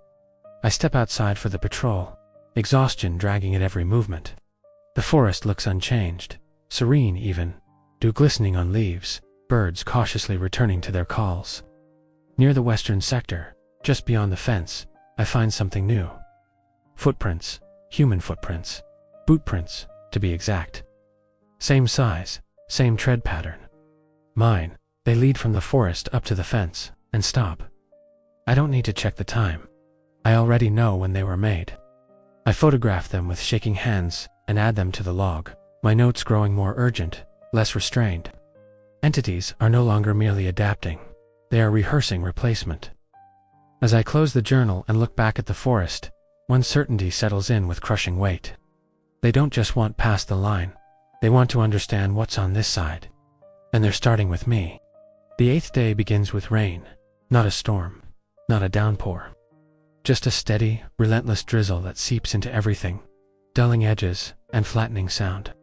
The kind of rain that makes the world feel smaller, closer, as if the sky itself has decided to press down and listen. I wake to it, tapping against the reinforced windows, a soft, irregular rhythm that almost sounds intentional. For a moment, just a moment, I let myself pretend it's normal, that I'm back on some forgettable contract, guarding an empty facility in bad weather, counting the days until rotation. Then I remember the footprints, my footprints. The illusion shatters. I sit up slowly, muscles protesting, and take inventory of myself. No injuries, no missing time that I can tell. The clock reads 6:12. Generators hum steadily. The radio is still powered down, exactly where I left it after cutting it the night before. That bothers me more than if it had been turned back on. I dress quickly, pulling on my vest and boots, the familiar weight of them grounding me. I don't turn the radio back on yet. I need a few minutes without voices, real or otherwise. The control room feels tighter this morning, the walls closer, the air thick with the smell of damp metal and stale coffee. Outside, the forest is a blur of gray and green, rain threading through the branches in fine sheets. I bring up the monitors. All green, no alerts, no overnight motion spikes. The sensors report nothing but environmental noise consistent with rainfall. I don't trust it. I scrub back through the night's footage, eyes scanning for anything out of place. The rain interferes with visibility, creating distortions and streaks across the lenses. Shadows shift unpredictably as branches sway. But beneath it all, there's a pattern I can't ignore. The cameras didn't lose focus once. They tracked, even when there was nothing obvious to track. At 3:41, one camera western sector adjusts its angle slightly. Not enough to trigger an alert. Just enough to center on a specific cluster of trees beyond the fence. I zoom in, there's nothing there. But the camera stays fixed on that spot for nearly 20 minutes before returning to its default position. I log it. Outside, the rain intensifies slightly. The sound grows louder, masking whatever subtle noises the forest might be making. That's dangerous. Sound has been one of my few reliable indicators. When it's taken away, I'm blind in ways the cameras can't compensate for. I step out onto the patrol path anyway. The rain soaks through my jacket almost immediately, cold water seeping into seams and pooling at the base of my neck. The ground is slick beneath my boots, mud clinging to the soles with each step. Visibility is reduced to maybe 30 meters beyond the fence, the forest dissolving into a gray wall beyond that. I reach the western sector, the place where the camera lingered and stop. The air feels wrong here, heavier, charged. The rain seems to fall differently, droplets splintering as they pass through an invisible disturbance. I squint, trying to make sense of it. Then I see the ground. The mud is disturbed again. Not fresh footprints this time. Something else. Drag marks. Long, shallow grooves, carved through the wet earth, converging toward the fence, and then stopping abruptly. The marks are uneven, as if whatever made them shifted its weight repeatedly, struggling or adjusting. I follow them with my eyes until they disappear beneath the fence line. Something was right here, and it didn't cross. I photograph the area and retreat back inside, rain dripping from my clothes and pooling on the floor. I peel off my jacket and hang it near the heater, hands shaking slightly as I do. This isn't escalation. This is restraint. They're choosing not to act, and that's worse. I power the radio back on. Static fills the room for a moment before the channel clears. Dispatch, I say. Radio check. Copy, E17, comes the immediate reply. Same voice, same tone, calm, professional, to normal. Audio anomalies overnight, I continue, including mimicry, using my designation. I power down the radio as a precaution. There's a pause. Copy, dispatch says. Do not respond to unauthorized transmissions. Was that one authorized? I ask. Silence stretches. No, dispatch replies. That's the first straight answer I've had in days. Are they using the radio? I press. Another pause. They are attempting to, the voice says carefully. My grip tightens on the handset. How? They are learning interfaces, dispatch replies. Do not facilitate that process. I let out a slow breath. Understood, I say. The line goes quiet again. I spend the rest of the morning in a heightened state of alert, eyes darting between monitors, ears straining for anything that cuts through the rain. Nothing does. The forest remains still, almost passive. At 12:08, a response unit arrives unexpectedly.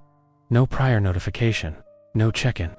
Just vehicles rolling up to the access point, their presence announced by the crunch of gravel and the sweep of headlights through the rain. I watch from the window as 6 figures disembark, moving with purpose. They're wearing heavier gear than usual, armored plating over their suits, visors opaque.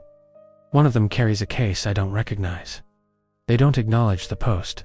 They move straight to the western sector. I grab my binoculars and focus on their actions.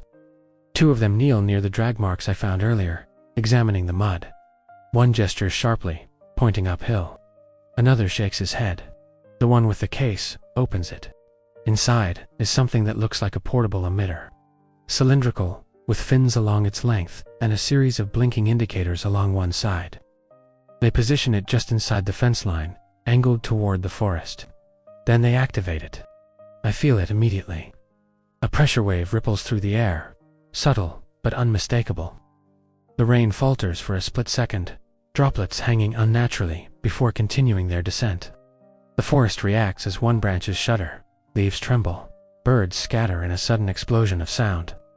The emitter hums, a low-frequency vibration that I feel in my chest more than hear. The response unit retreats quickly, leaving the device behind. Within minutes, the forest changes. Movement erupts beyond the fence, shapes darting through the trees in chaotic patterns. The sensors light up across multiple sectors, red indicators blooming everywhere at once. They're flushing them, I murmur. The radio crackles. Post. It is a such dispatch says. Be advised. Containment stress test, in progress. Stress test. The shapes move erratically, no longer coordinated. Smaller creatures flee downhill, scattering in panic. Others race uphill, disappearing into thicker cover. The hierarchy fractures under pressure. Except for one. The apex emerges from the fog, its massive form cutting through the chaos like a ship through rough water. It moves directly toward the emitter, eyes fixed on the humming device. It roars. The sound is deafening, layered with fury and something else, fear. Maybe. The other creatures scatter at the sound, giving it a wide berth. The apex charges. I watch in horror as it slams into the emitter, claws tearing into the metal casing. The device sparks violently, the hum escalating into a shrill whine before cutting off entirely. The pressure wave collapses. The forest falls eerily silent. The apex stands over the ruined emitter, chest heaving, rain streaming down its matted fur. It looks up toward the post, eyes burning with something dangerously close to recognition. Then it does something I don't expect. It howls. Not a roar this time. A long, sustained sound that echoes through the mountain, bouncing off rock and tree alike. The sound carries far farther than any call I've heard yet. A signal. Minutes pass. Then movement begins. Again, but different this time. Coordinated. Purposeful. Shapes emerge from the forest, converging on the apex, from multiple directions. More than I've ever seen at once. They gather around it, forming a loose ring, all facing inward. The apex lowers its head and makes a series of low sounds. The others respond, adjusting their positions, shifting in unison. They're regrouping, adapting. The response unit doesn't intervene. They don't come back. The emitter lies broken and sparking at the edge of the fence, smoke curling upward into the rain. The creatures withdraw slowly, deliberately, retreating uphill as a group. The sensors calm. The forest settles.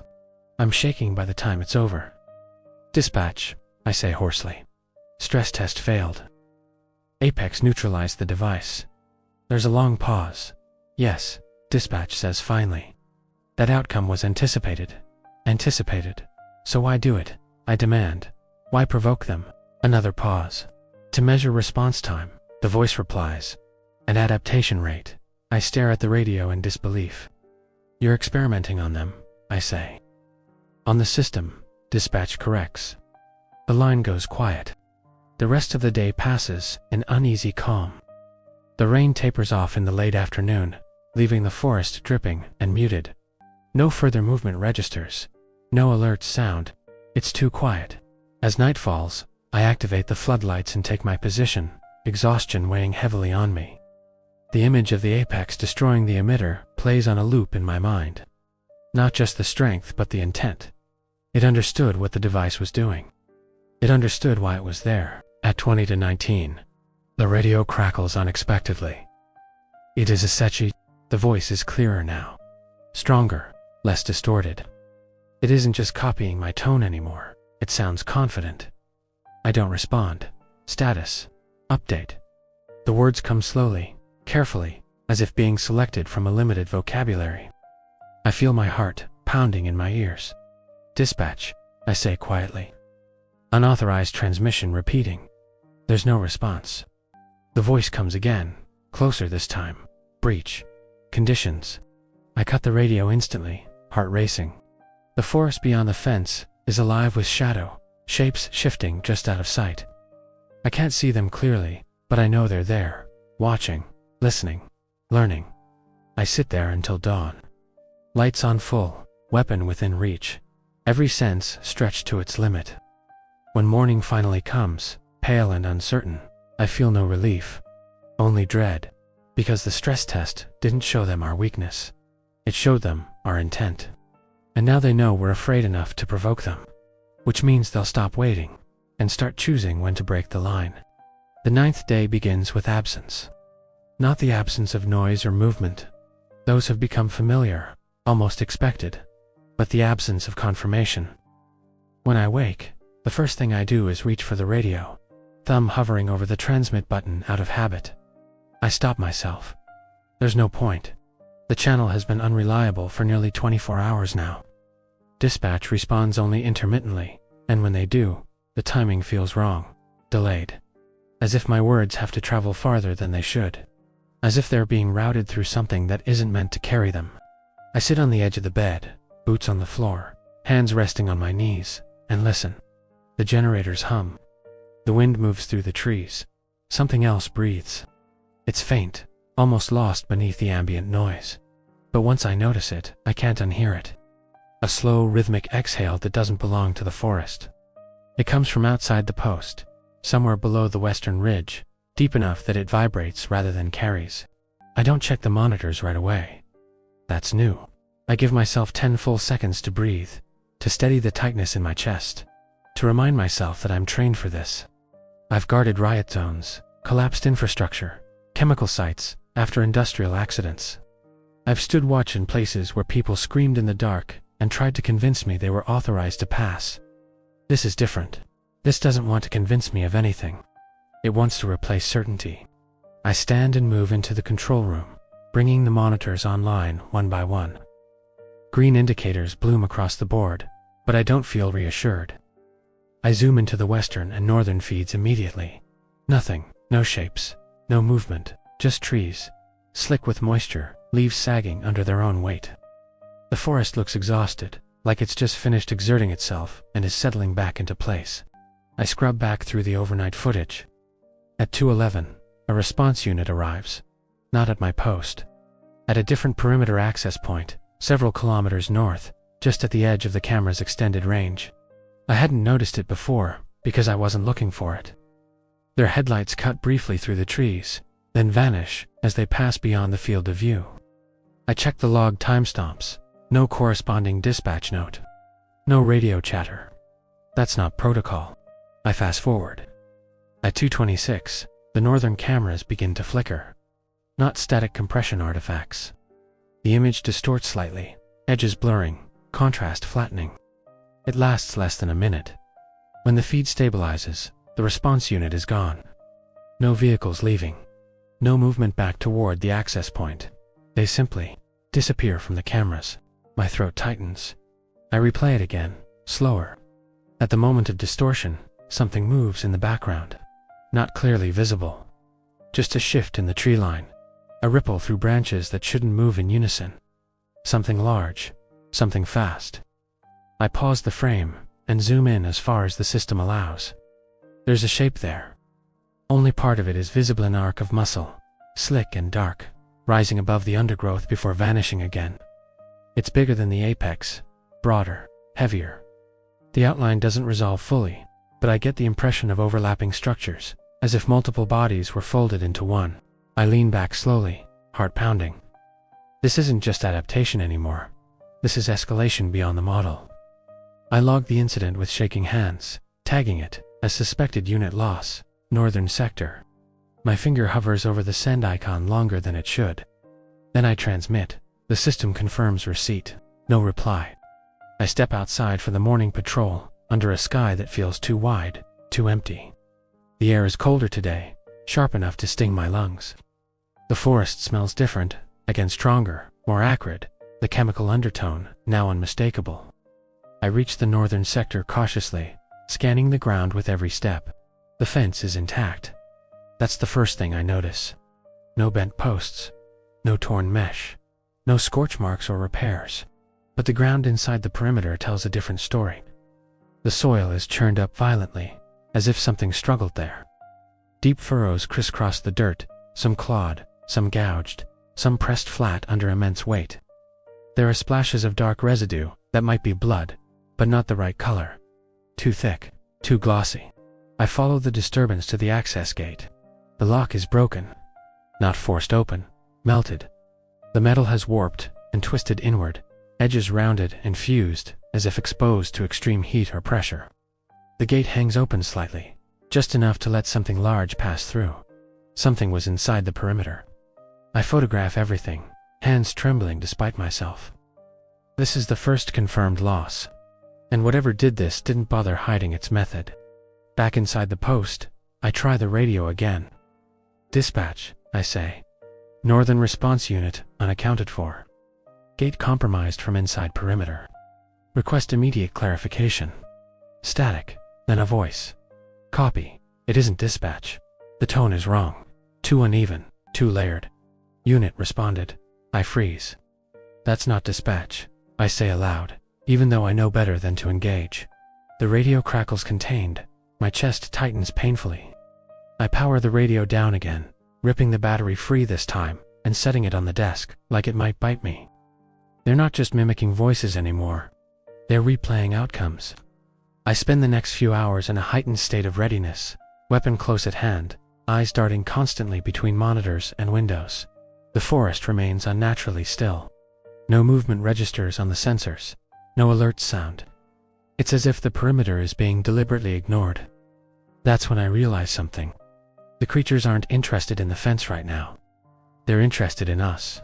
At 14:53, a second response unit arrives. This time, I get a dispatch message beforehand. Post, it is Asechi, the real voice says. Be advised, recovery team inbound. Maintain position. Do not interfere. Recovery. I watch them arrive with binoculars, counting heads. 8 personnel, heavier armor than before. Specialized equipment, cutting tools, containment cases, portable lights. They move straight to the northern sector. I watch as they examine the gate, the disturbed ground, the residue. One of them gestures sharply, pointing uphill. Another shakes his head violently. Then the forest reacts. The first sign is sound. A low, resonant vibration that ripples through the ground, rattling the windows of the post. It builds slowly, like something massive shifting its weight far away. The team freezes. I see them raise their weapons, spreading out into a defensive formation. Lights sweep across the trees, cutting through shadow and mist. Movement explodes from the forest, not charging, surrounding. Shapes burst from the undergrowth at impossible angles. Some low, some high, some moving with a fluidity that defies anatomy. They don't attack immediately. They circle, herding the team inward. The apex appears last, and behind it, something else, bigger than the apex. Taller, its silhouette barely fits between the trees, forcing branches to snap and bend around it. Its body seems wrong, proportions shifting as it moves, like it can't quite decide on a stable form. The team opens fire. The sound is deafening automatic bursts, tearing through the quiet mountain air. Muzzle flashes strobe the clearing, illuminating glimpses of fur, flesh, too many limbs. It doesn't matter. The creatures close the distance with terrifying speed. I watch helplessly as the perimeter dissolves into chaos. Screams cut through the gunfire, sharp and sudden. One of the responders is lifted off the ground and slammed into a tree with bone-shattering force. Another disappears beneath a writhing mass of bodies. The larger entity moves forward deliberately, almost lazily, ignoring the gunfire that sparks harmlessly against its hide. It reaches the center of the clearing and stops. It lifts its head and looks directly at the post, at me. I feel the gaze like a physical weight, pressing against my chest, making it hard to breathe. Then it roars. The sound is unbearable. It's not just loud, it's layered, filled with overlapping frequencies that make my vision blur and my ears ring painfully. The smaller creatures surge forward at the sound, finishing what they started. The entire engagement lasts less than 3 minutes. When it's over, there's nothing left but blood, shattered equipment, and silence. No survivors. The creatures don't linger. They retreat as one, melting back into the forest with the same eerie coordination I've seen before. The larger entity is the last to go, its massive form slipping between the trees with unsettling ease. The sensors calm. The forest settles. I sit there, shaking, bile rising in my throat. This wasn't an ambush. This was an execution. I grab the journal and start writing immediately, hands trembling so badly the pen scratches unevenly across the page. I document everything: the arrival, the formation, the behavior, the presence of the larger entity. I give it a name, the Titan, not because it's accurate, because my brain needs something to call it. I don't hear from dispatch for hours after that. When the radio finally crackles to life again, the voice is different, lower, more tired. Post E17, it says. Containment status has changed. I swallow hard. Changed how? I ask. Another pause. Escalation protocols are now active, dispatch replies. All perimeter posts are to maintain position and report anomalies only. No further recovery units will be deployed. No recovery. I repeat. There are bodies out there. Silence. Those assets are considered lost, the voice says. Assets. I feel something break inside my chest. So what's the plan? I ask quietly. A long pause follows. Then, delay. That's it. That's the plan. Delay. The line goes dead. Night falls slowly, dragging shadows up the mountain and pooling them at the edges of the floodlights. I don't turn the radio back on. I don't need to hear my own voice asking for help that won't come. The forest is alive with presence now. I can feel it even when I can't see it. Shapes shift just beyond the light, too large, too many to track individually. They aren't testing the perimeter anymore. They're waiting. Waiting for something to give. Waiting for someone to make a mistake. I sit in the post, weapon loaded, lights blazing, eyes fixed on the darkness beyond the fence. This is the first day people died because I was here to watch instead of stop it. And I know with a certainty that makes my stomach twist that it won't be the last. Because whatever that thing was behind the apex, it wasn't interested in the fence. It was interested in the road beyond it. And now it knows where the resistance ends. The 10th day does not begin with alarms. It begins with the knowledge that they no longer need them. I wake before dawn again, but this time there's no spike of panic, no sudden jerk upright, like my body's trying to outrun my thoughts. Instead, there's a heavy, exhausted awareness that settles over me the moment my eyes open, a certainty. The kind you get after something irreversible has happened. The northern sector is quiet, too quiet. I lie there listening to the generators hum beneath the floor, to the faint creak of the structure as it adjusts to the cold, and to the distant, almost imperceptible sound of the forest breathing. That slow, synchronized exhale I noticed yesterday is still there, deeper now, more confident. They're not hiding it anymore. I sit up and rub my face with both hands, feeling the grit of dried sweat and exhaustion. My muscles ache like I've been clenching them all night, which in a way, I have. I didn't sleep much. Not after watching the recovery team die. Not after seeing something larger than the apex move through the trees like it owned the mountain. The Titan. I hate that my mind latched onto the name so easily. Hate that it feels right. I dress slowly, deliberately. I don't rush. There's no point. The day will unfold at its own pace, and I have the unsettling sense that I'm no longer influencing it. In the control room, the monitors glow softly, casting pale light across the metal walls. I bring them up one by one, scanning for movement. Green, all green. No alerts overnight. No motion spikes. No sensor anomalies. I almost laugh. I pull up the playback anyway, scrubbing through the hours between midnight and dawn. At first, it looks like nothing happened. Rain has stopped completely, leaving the forest slick and reflective. Fog drifts lazily through the low areas, occasionally obscuring the cameras. Then I notice it. Between 240 and 310, every camera adjusts its exposure settings simultaneously. Not enough to trigger a system alert, but enough to subtly alter the image. Contrast flattens. Shadows lose definition. The system wasn't reacting to light changes. It was compensating for something else. I slow the playback further, frame by frame. Their movement at the edge of the northern feed. Something passes behind the trees, too large to be fully captured by the camera's angle. The branches bend, not snapping, not breaking, just bowing aside, as if whatever is moving knows exactly how much force to apply. Then the image blurs briefly. Compression artifact, or interference. When it resolves, the forest looks the same. But I know better now. They were inside the observation zone last night, and they didn't care if I saw them. I logged the incident with clinical precision, forcing myself to stay detached. Timestamps, camera IDs, environmental conditions. No speculation, no emotional language. That's how you stay sane. Outside, the sky lightens slowly, pale gray bleeding into dull blue. I step onto the patrol path, boots crunching softly against gravel, damp with dew. The air is cold enough to sting, sharp and clean in a way that feels wrong given everything else. The forest looks peaceful. Sunlight filters through the canopy in thin shafts, illuminating drifting motes of mist. Birds cautiously resume their calls, tentative at first, then louder.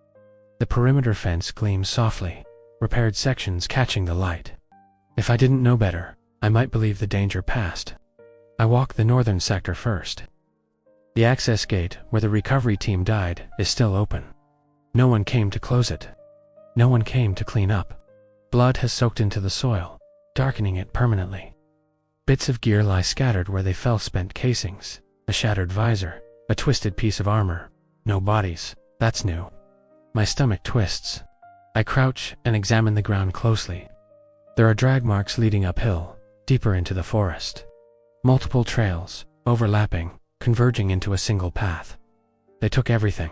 I photographed the area, hand steady, despite the knot in my chest. I don't bother radioing it, I already know the response. Back inside, I sit at the desk and stare at the map of the region displayed on the auxiliary screen.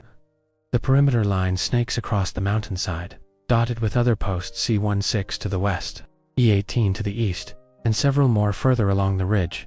I haven't heard from any of them in days. That used to be normal. Each post operates independently. No chatter unless absolutely necessary. Now it feels deliberate. I check the internal network for status updates from adjacent posts. E-16, operational. Last update 36 hours ago. E-18, operational. Last update 41 hours ago. No anomalies reported. No escalations. I don't believe it. At 11:22, the radio crackles to life without me touching it. Post E does a such a dispatch says. The real voice. I think. Go ahead, I reply cautiously. Be advised, dispatch continues. Regional containment posture has shifted. I tense. Shifted how? I ask, a pause. Observation priorities supersedes interdiction, the voice says. Do not attempt to delay or disrupt entity movement beyond the perimeter. I stare at the radio. You're telling me to let them move.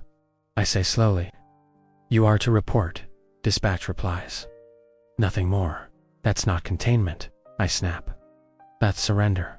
Another pause. Longer. Heavier. That determination is not within your purview, the voice says. My jaw clenches painfully. So what happens if they breach? I ask. Silence. I wait. Finally, if breach occurs, escalation protocols will be enacted. What protocols? I demand. The radio clicks. Dead. I slam my fist against the desk before I can stop myself, the impact jarring my arm painfully. The sound echoes too loudly in the small room, emphasizing how alone I am up here. Observation supersedes interdiction. They've given up on holding the line. I spend the afternoon in a state of controlled fury, double-checking systems, inventorying supplies, and reviewing emergency contingencies I was never meant to use. The sealed room beneath the floor, the auxiliary power cutoff, the emergency beacon that requires authorization codes I don't have. All safeguards, all designed to protect data, not people. At 1547, movement registers on the eastern perimeter. I'm on the monitors instantly. Shapes emerge from the forest, not charging, not hiding, walking, upright, deliberate. 3 of them at first, then more. They move in a loose formation, spacing themselves evenly as they approach the fence. No apex, no titan, just the smaller ones, the mimics. They stop just beyond the light. One steps forward. It raises its head and looks directly at the camera. At me, E17, it says. Clearer than ever. My stomach churns. Dispatch, I say. Entities present. Vocal mimicry continuing. No response. The creature lifts one hand slowly, palm facing the fence. It presses it against the air again, testing the boundary without touching it. Its fingers flex, adjusting to the invisible resistance. Behind it, the others watch intently, learning. The creature lowers its hand and takes a step back. Then it does something that makes my blood run cold. It points. Not at the fence, at the road, the access road that winds down the mountain, toward the nearest town. Out there, it says, the words slurred, but understandable. I feel a surge of anger and fear twist together in my chest. No, I say aloud, even though I know it can't hear me. You don't get to go there. The creature tilts its head, expression unreadable. Then it smiles. Not the crude imitation from before. This one is subtler, more restrained, smarter. They retreat after that, melting back into the trees as calmly as they arrived. No breach, just a message. I don't hear from dispatch again until nightfall. When the radio finally crackles, the voice sounds strained. Post E17, it says. Status, I take a deep breath. Operational, I reply. Entities demonstrating directional awareness, indicating interest beyond perimeter. There's a long pause. Copy, dispatch says. Continue observation. I laugh bitterly. That's it, I ask. They're planning to move downhill, toward populated areas. Another pause. Your role remains unchanged, the voice replies. I stare out at the darkening forest, floodlights casting harsh white arcs into the trees. They're thinning the line, I say quietly. Testing us, distracting us, pulling resources away. Silence. You know that, I continue. You're letting it happen. The radio crackles faintly. Delay, dispatch says. Again, that's all they ever say. Delay. Night settles heavily over the mountain. The forest feels closer than ever, shadows pressing up against the light. I keep the floodlights on full, though I know it doesn't matter. At 23:03, the ground trembles. Not violently, just enough to notice. Then again, rhythmic. Footsteps, heavy ones. I bring up the northern feed. The Titan emerges from the trees. Up close, it's even worse than I remembered. Its bulk fills the frame, forcing the camera to struggle to keep it in view. Its body seems to shift as it moves, muscles rolling beneath skin that looks stretched too thin in places and layered too thick in others. It stops just beyond the fence and looks at the road. Then it looks at the post. At me. It opens its mouth. The sound that comes out isn't a roar. It's laughter, low, resonant, layered with harmonics that make my vision blur and my teeth ache. Then it turns away. It doesn't charge. It doesn't test the fence. It walks uphill, deeper into the forest, disappearing into darkness. I don't feel relief. I feel dread, because that wasn't a threat. It was confirmation. They're done learning. They know where the line is. They know who's holding it. And now they know something worse. They know they don't need to break it yet. They just need to wait until there's nothing left behind it worth saving. The 11th day begins with certainty. Not the kind that comforts you. Not the kind that lets you plan. It's the certainty that comes when all the variables have finished shifting. When the system you're inside has settled on an outcome and is merely waiting to execute it. I wake before dawn again, but this time I don't lie still and listen. I already know what I'll hear. The forest is awake, not loud. Not active in the way prey animals are active. It's awake in the way a crowd is awake before something terrible happens, low, murmuring, held together by anticipation. The air hums faintly, like a distant electrical line under load. I sit up and rub my eyes, feeling the grit of exhaustion scrape against my vision. My body feels heavy, slow, like it's lagging behind my thoughts by a half second. I haven't slept properly in days. Every time I drift, I hear my own voice calling my designation from the trees, or I see that massive silhouette moving just beyond the floodlights. The Titan doesn't haunt my dreams. It waits in them. I dress without thinking. Muscle memory taking over. Vest, boots, sidearm. I pause with my hand on the radio, then leave it where it is. There's nothing it can tell me now that I don't already suspect. In the control room, the monitors glow dimly, their light washing the walls in pale blue. I bring up the feeds one by one, bracing myself. Green. Every indicator green. I almost admire the audacity. I pull up the system diagnostics, scrolling through sensor reports, camera integrity, fence stress readings. Everything reads within acceptable parameters. Even the sections that have been repeatedly tested show no immediate weaknesses. That's when I realize the truth of it. They don't intend to breach here. Not today. I scrub back through the night's footage anyway, because that's what I'm trained to do. Between 1 o'clock and 4 o'clock, the cameras remain mostly quiet. Fog drifts, branches sway, shadows shift. At 2:52, something changes. The western camera tilts slightly downward. Not a full adjustment. Just enough to include more ground at the base of the fence. I didn't authorize that. I freeze the frame. They're etched faintly into the soil just beyond the meshes. Another pattern. More complex than the perimeter diagram from earlier days. Lines intersect, curve, branch off. It's a map, not of the fence, of the road. The access road that snakes down the mountain, past my post, past the other towers, toward the valley, toward the town. I sit back slowly, heart thudding. They aren't guessing anymore. They know. I log the discovery, attaching stills from the footage, annotating the shapes with shaking hands. I force myself to keep the language clinical, observational, detached. If I let the fear bleed into the report, it becomes easier to dismiss. Outside, the sky lightens grudgingly, clouds hanging low and heavy. The forest looks darker than it should, shadows clinging stubbornly to the ground even as daylight spreads. I step out onto the patrol path and immediately feel it the shift. The air is warmer than yesterday. Not by much, but enough to notice. Humid, stale. The smell has changed again. The chemical undertone stronger now, layered with something metallic and sharp. Blood, old blood. The northern sector is worse. I approach cautiously, scanning the trees as I walk. The fence stands intact, gleaming faintly in the early light. The ground beyond it, however, is churned into a mess of overlapping tracks and drag marks. Something big passed through here last night, not breaching, crossing inside the perimeter. I crouch and examine the soil. The tracks are deep, wide, pressed hard enough that water has pooled in them. There are impressions that look almost human, heel-toe, archbutt stretched and distorted, as if the foot that made them wasn't finished, deciding what it wanted to be. I followed the tracks with my eyes.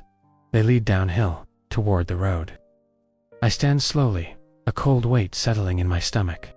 Back inside, I try the radio despite myself. Dispatch, I say. Tracks inside the perimeter. Large entity movement, toward access road. Confirm status of adjacent posts. Static. Then a voice. Copy, not dispatch, E17. I shut it off without another word. I don't bother writing that one down. Some confirmations don't need ink. At 11:06, I receive a system alert I've never seen before. Network interruption regional. The internal map flickers. E16 and E18 both go gray, their status indicators blinking uncertainly before disappearing entirely. Offline, I stare at the screen, pulse pounding. That's not a sensor failure. That's a blackout. I attempt a manual ping. No response. I try again. Nothing. They're gone. Whether that means overrun, abandoned, or something worse, I don't know. Dispatch doesn't volunteer an explanation. They don't contact me at all. The afternoon drags by in a haze of tension. The forest remains active just beyond the edge of perception branches, moving without wind. Shadows thickening and thinning, as if something large passes behind them. I catch glimpses of shapes that vanish the moment I focus on them. They're moving through the woods now, not clustering near the fence, not testing sensors, traveling. At 1622, the ground trembles again. Heavier this time, sustained. I bring up the eastern feed. The Titan appears between the trees, closer than ever before. Its bulk fills the screen, forcing the camera to pan just to keep it centered. Behind it, smaller entities move in loose formation, flanking it, keeping pace. A procession. They're heading downhill. I feel a surge of adrenaline cut through the exhaustion. No, I whisper. Not yet. I check the rules. The 5 basic ones that were drilled into me during onboarding. No engagement beyond the perimeter. No unauthorized movement. No pursuit. No interference with entity migration, unless directed. Observe. Report. Delay. Delay. That word echoes in my head like a curse. I key the emergency channel. Dispatch, I say. Titan and multiple entities moving downslope toward access road. Request immediate directive. For once, the reply comes quickly. Copy, dispatch says. The voice sounds strained now, fractured. Maintain observation. Maintain observation. I snap. They're leaving the containment zone. A pause. Observation priority remains. The voice replies. That road leads to a town, I say. You know that. Silence. You're opening the line. I continue, anger and fear bleeding through despite my efforts. You're letting them go. The radio crackles faintly. Delay. Dispatch says again. I stare at the handset in disbelief. You can't delay this, I say quietly. You've already lost the other posts. You've lost response teams. What's left to delay? Another pause. Then finally, the truth slips through. Evacuation protocols are incomplete. My breath catches. Incomplete how? I ask. Population density exceeds projected clearance windows. I feel sick. You're sacrificing them, I whisper. The line goes dead. I stand there for a long time, radio heavy in my hand, the weight of that admission settling over me like a physical thing. They aren't holding the line anymore. They're buying time. Time to do what? I don't know. But I know who's paying for it. At dusk, the procession reaches the lower edge of my observation range. The Titan pauses briefly, massive head lifting as if scenting the air. It turns slightly, angling its body toward the post. For a moment, I think it's coming for me. Instead, it does something worse. It looks past me, toward the valley, toward the lights that will start to glow there as evening settles. Then it moves on. I feel something inside me snap. I don't remember deciding to do it. I just know that the next thing I'm aware of, I'm standing at the desk, hands shaking, pulling the emergency override panel open. This wasn't meant for me. This was meant to preserve data if the post was compromised. A last resort. It requires physical presence, manual engagement. And once activated, it can't be undone. I stare at the switch. If I throw it, the post will go dark. All floodlights off. Sensors disabled. The perimeter will effectively vanish from their perspective. The entities won't see a boundary here anymore. They'll see a gap, a choice. I think of the town below, of people who have no idea what's moving toward them, of the other posts, now silent, of the recovery team whose bodies were dragged uphill and never returned. Delay. This is what delay looks like now. I flip the switch. The lights die instantly. The hum of the generators drops to a low, strained whisper as systems power down. The monitors go black one by one, plunging the control room into near darkness. Outside, the floodlights cut out, the forest swallowing the perimeter whole. For a long moment, nothing happens. Then I hear it, a low, curious rumble from the trees. Movement. They feel the absence immediately. I step back from the panel, heart racing, breath coming fast. This wasn't sanctioned. This wasn't planned. This was me making a decision. Shapes begin to move beyond the fence, shadows shifting where the light used to be. I can't see them clearly now, but I don't need to. I've just told them something important. That this post is no longer a wall, it's a door. As night settles fully over the mountain, I stand in the darkened control room, listening to the forest respond to the opening I've created. I don't know if I've just doomed the town, or bought it the only chance it's going to get. Either way, there's no going back. Because now the line isn't thinning. It's gone. The 12th day does not begin at dawn. Dawn never really comes. The sky lightens, yes, shifts from black to a dull, lifeless gray. The forest doesn't respond the way it should. Birds don't return. Wind doesn't rise. The mountain feels suspended in a moment that never quite resolves into morning. I did that. The thought settles into me with a strange calm. The post is dark now, truly dark. Emergency strips cast a faint red glow along the floor and walls, just enough to outline shapes without offering comfort. The control room smells different without the systems running stale, metallic, faintly burnt, like something that's already been abandoned. I stand by the window, looking out at a forest that no longer has edges. Without the floodlights, the perimeter fence is invisible. Without the sensors, there's no warning, no buffer, just trees, shadow, and whatever moves between them. For the first time since I arrived here, I'm seeing the forest the way they do. And I understand why they were patient. I don't sleep. I don't even sit down. I stay standing, leaning lightly against the counter, weapon in hand, more out of habit than intent. I know better now. Whatever's out there doesn't care about small arms. That was never the point. The point was observation. And now observation goes both ways. Movement begins just before what would have been sunrise. Not rushing, not charging, walking. I see it first as a subtle shift in darkness, shadows that deepen, then separate, resolving into shapes that move against the background instead of with it.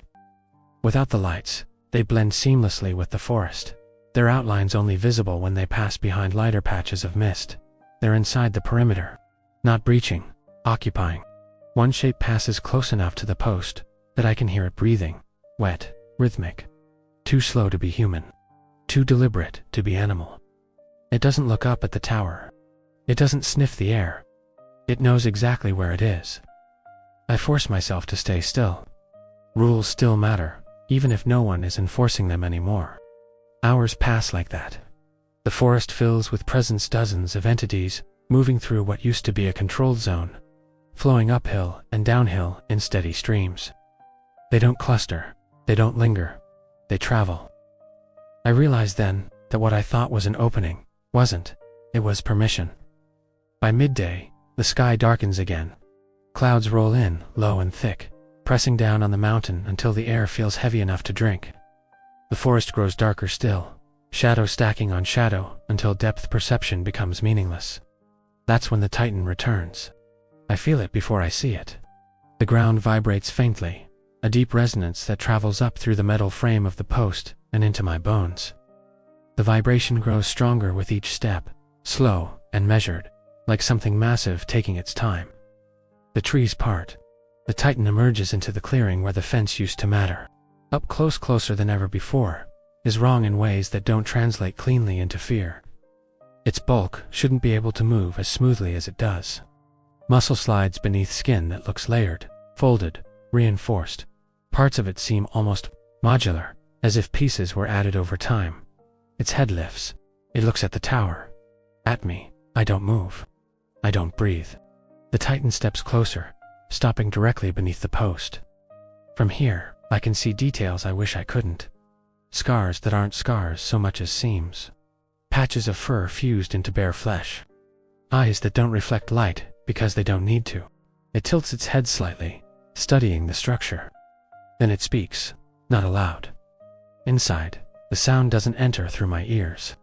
It presses directly into my skull, bypassing everything else. A pressure, a vibration, a thought shaped like language. You stopped watching. My vision blurs instantly. Pain lances through my temples, sharp and nauseating. I grip the counter to stay upright. "You were watching too," I whisper, though I don't know if the sound leaves my mouth. The Titan doesn't react to the words. "You were never meant to stop us." Images flood my mind too fast, too layered to separate. Forests before fences, mountains before roads. Shapes like these, moving freely, unchallenged, following paths older than memory. Then interruption. Fire towers, sensors, lines drawn where none belonged. You learned how to delay. The pressure increases. We learned how to wait. I sag against the counter, gasping, heart racing. "You're going to the town," I manage. "They're not ready." The Titan's head lowers slightly. "Neither were you." Behind it, the forest moves again. More shapes, emerge mimics, apexes, others that defy naming. They don't crowd the post. They don't threaten. They gather. This isn't an attack. It's a migration. I realize then what dispatch meant by evacuation protocols being incomplete. They were never planning to evacuate everyone. Just enough. Enough to justify delay. The Titan steps back, gaze still fixed on me. "You will leave now." The words settle, heavy and absolute. "You're letting me go?" I ask, stunned. A ripple moves through the gathered entities, something like amusement. "You are no longer useful here." That hurts more than it should. The Titan turns away, massive form moving back toward the forest path that leads downhill. The others follow, filing after it in steady lines, vanishing into shadow. Toward the valley, toward the road, toward people who don't know what's coming. I stand there for a long time after they're gone, the silence pressing in hard enough to make my ears ring. My hands are shaking uncontrollably now, adrenaline flooding in too late. I did this. I opened the line.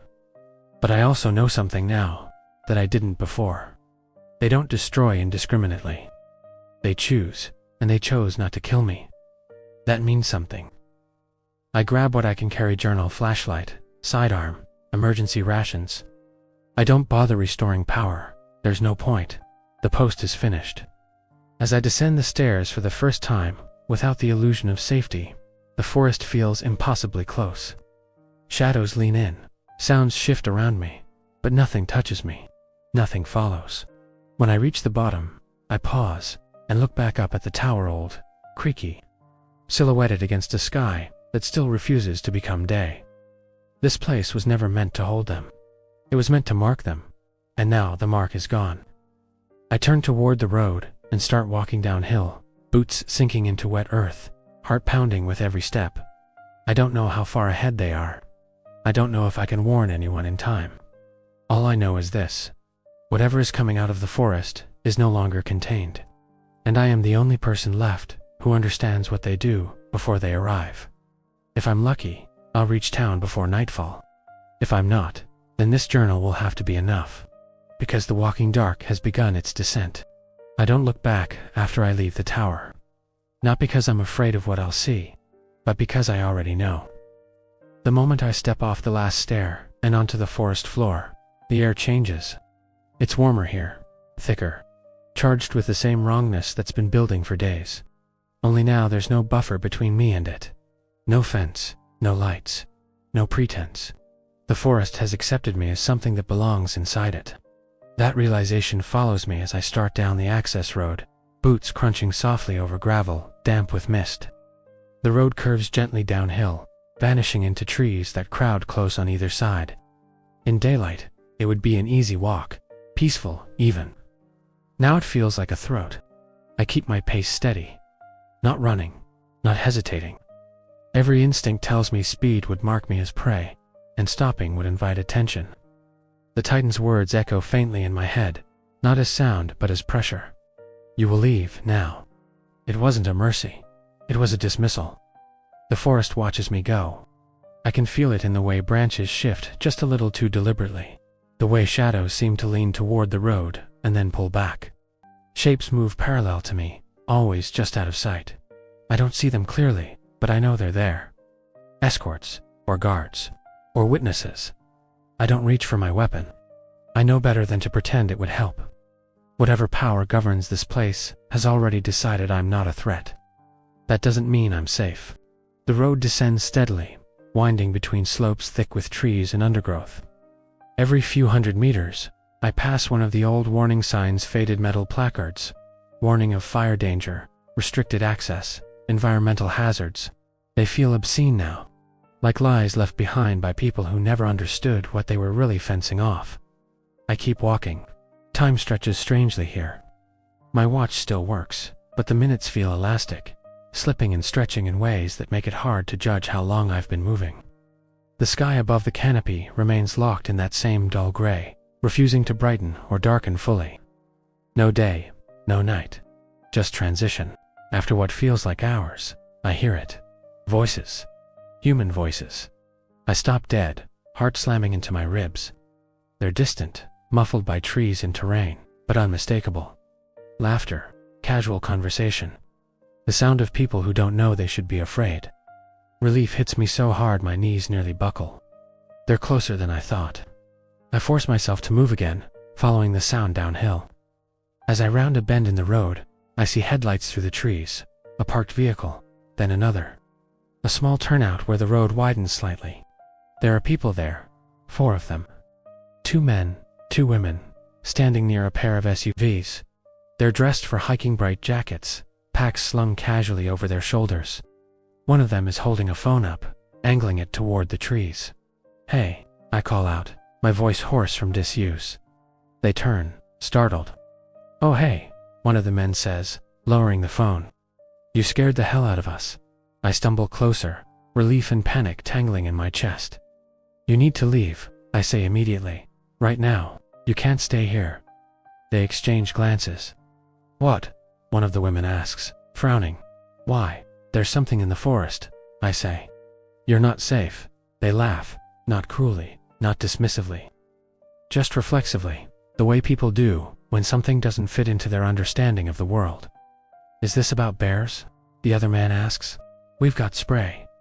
"It's not bears," I say, sharper than I intend. "You don't understand. You need to get in your cars and go. Now." Their expressions shift slightly, amusement fading into uncertainty. "Are you okay?" one of them asks. "Do you need help?" I open my mouth to explain and stop. Behind them, the forest has gone quiet. Too quiet. The birds that had been chirping moments ago have fallen silent. Even the wind seems to have paused, leaves frozen mid-rustle. I see it then, a shape moving between the trees, uphill from the turnout. Tall, broad, wrong. The hikers follow my gaze, their confusion turning into unease. "What is that?" one of them whispers. "Get in the cars," I say, backing away slowly. "Don't look at it, just go." The shape steps closer to the edge of the trees, resolving into something that makes my stomach drop. It's not the Titan, it's smaller, but it's still too big to be mistaken for anything natural. Its body is a mismatched fusion of animal forms, furred shoulders, elongated limbs, a head that looks like it was assembled from memory rather than anatomy. Its eyes glint dully as it surveys the group. One of the hikers screams. The creature doesn't charge. It tilts its head and smiles. "Run," I shout. They don't need telling twice. The group scatters, scrambling for their vehicles. Doors slam. Engines roar to life. Tires spin against gravel as they tear back down the road, headlights bouncing wildly. The creature watches them go. It doesn't pursue. Instead, it turns its gaze back to me. I feel that pressure again, the mental weight of attention, not them. The meaning isn't spoken, but it lands with brutal clarity. "You." The creature steps closer, claws clicking softly against stone. I don't run. I don't know why. Maybe because I know it wouldn't help. Maybe because part of me understands that this encounter was always meant to happen. "You let them go," I say, voice trembling despite my efforts. "Why?" The creature's head tilts. "They are not part of the movement," it says. The words are clumsy, forced through a mouth that resents language. "You are." My blood runs cold. "I'm human," I say. "I don't belong with you." Another smile, wider this time. "You watched," it replies. "You learned. You opened." I think of the switch, of the lights dying, of the forest rushing in. I shake my head. "I didn't do it for you," I say. "I did it to stop you." The creature makes a sound that might be laughter. Opposition and invitation share a border, it says. You crossed it. Behind it, more shapes emerge from the trees. Not a swarm, not an attack force, a procession. They're moving downhill too, past me, around me. I stand there as they pass, feeling their presence brush against my mind like cold fingers. Some glance at me with curiosity, others ignore me entirely. They're not interested in killing me, they're interested in where I've been. The creature in front of me steps aside, clearing the road. Go, it says. The word carries weight, command, finality. I don't argue. I walk. The descent continues, the road straightening as it approaches the valley. Civilization creeps closer in subtle ways. The distant hum of traffic, a faint glow on the horizon where the town sits unaware. The forest thins gradually, trees giving way to scrub and open ground. The air smells different here, less damp, more human. I check my watch. It's late, later than it should be. The sky remains stubbornly gray, as if time itself is dragging its feet. As I crest the final rise before the town comes fully into view, I stop. Lights twinkle, bellow street lamps, houses, businesses going about their evening routines. From here, it looks peaceful, normal. Behind me, the forest looms, dark and silent. I feel the shift again. The moment before impact. I reach for my radio, out of habitin, realize it's useless. Dead weight. I pull it free from my belt and let it drop to the ground. There's nothing left to report. This isn't containment anymore. This is warning. I take one last look at the forest. I don't see the Titan. I don't see the mimics. But I know they're there, moving steadily downhill through paths older than the road, slipping between blind spots in human awareness. They will reach the town. Maybe not tonight, maybe not tomorrow, but soon. I start walking again, faster now, toward the lights. Toward people who won't believe me. Toward a place that still thinks monsters are stories we tell ourselves to feel small. As the first buildings come into focus, a single thought repeats in my mind, steady and relentless. I worked the line. I watched the dark. And now the dark is walking where people live. If I'm lucky, I'll find someone who listens. If I'm not, then this journal will be the last clear record of what happened before the forest remembered how to move. I reach the outskirts of town just as the lights come on. Street lamps flicker to life one by one, casting soft amber pools onto wet pavement. Shop windows glow. A petrol station hums quietly at the edge of the road. A few cars pulling in, drivers tired, distracted, thinking about dinner or home or nothing at all. Normal life. It feels obscene. I slow my pace as the forest finally loosens its grip, trees thinning until they become hedgerows, then gardens, then nothing more than dark silhouettes at the edges of streets. The air here smells like exhaust and rain-soaked concrete instead of damp soil and rot. The sounds are wrong in a different way now. Too many voices, too many engines, too much movement. I shouldn't feel safer, but I do. That scares me more than anything. I stop near a bus shelter at the edge of town and sit down hard, chest heaving. My legs tremble with delayed exhaustion, muscles finally realizing they're allowed to stop. I rest my elbows on my knees and stare at the pavement, watching water bead, and run toward the gutter. I made it. I actually made it. For a moment, a ridiculous thought creeps in that maybe the Titan lied. Maybe they won't come this far. Maybe whatever rules govern the forest end at the tree line. Then the pressure returns. Subtle, familiar, like someone standing just behind me, not close enough to touch, but close enough to matter. I don't turn around. I already know better. A man walks past the shelter, phone pressed to his ear, laughing at something I can't hear. He doesn't notice me. Doesn't notice the way the streetlight above us flickers once, then steadies. Across the road, a dog stops mid-step and stares toward the hills, hackles rising. Its owner tugs on the lead, annoyed. "Come on," she says. "What is it?" The dog doesn't move. It whines. That's when I understand the final piece. They don't need to rush. They don't need to storm in screaming and tearing things apart. They just need to arrive. I stand and keep moving, deeper into town now, toward the main street. I need to find someone, anyone who will listen. Police. Emergency services. Local council, it doesn't matter. Someone official. Someone with authority. Someone who can't laugh it off as stress or hysteria. I duck into a small cafe that's still open. Bells jangling as I push through the door. Warm air washes over me, carrying the smell of coffee and baked bread. A few people sit scattered at tables, phones glowing in their hands. The barista looks up, startled by my appearance. Mud-splattered boots, soaked jacket, eyes too wide. "Are you okay?" she asks. "No," I say honestly. "I need help." There's something coming out of the forest. Her expression tightens, sympathy flickering across her face. "Right," she says gently. "Do you want to sit down? I can call someone for you."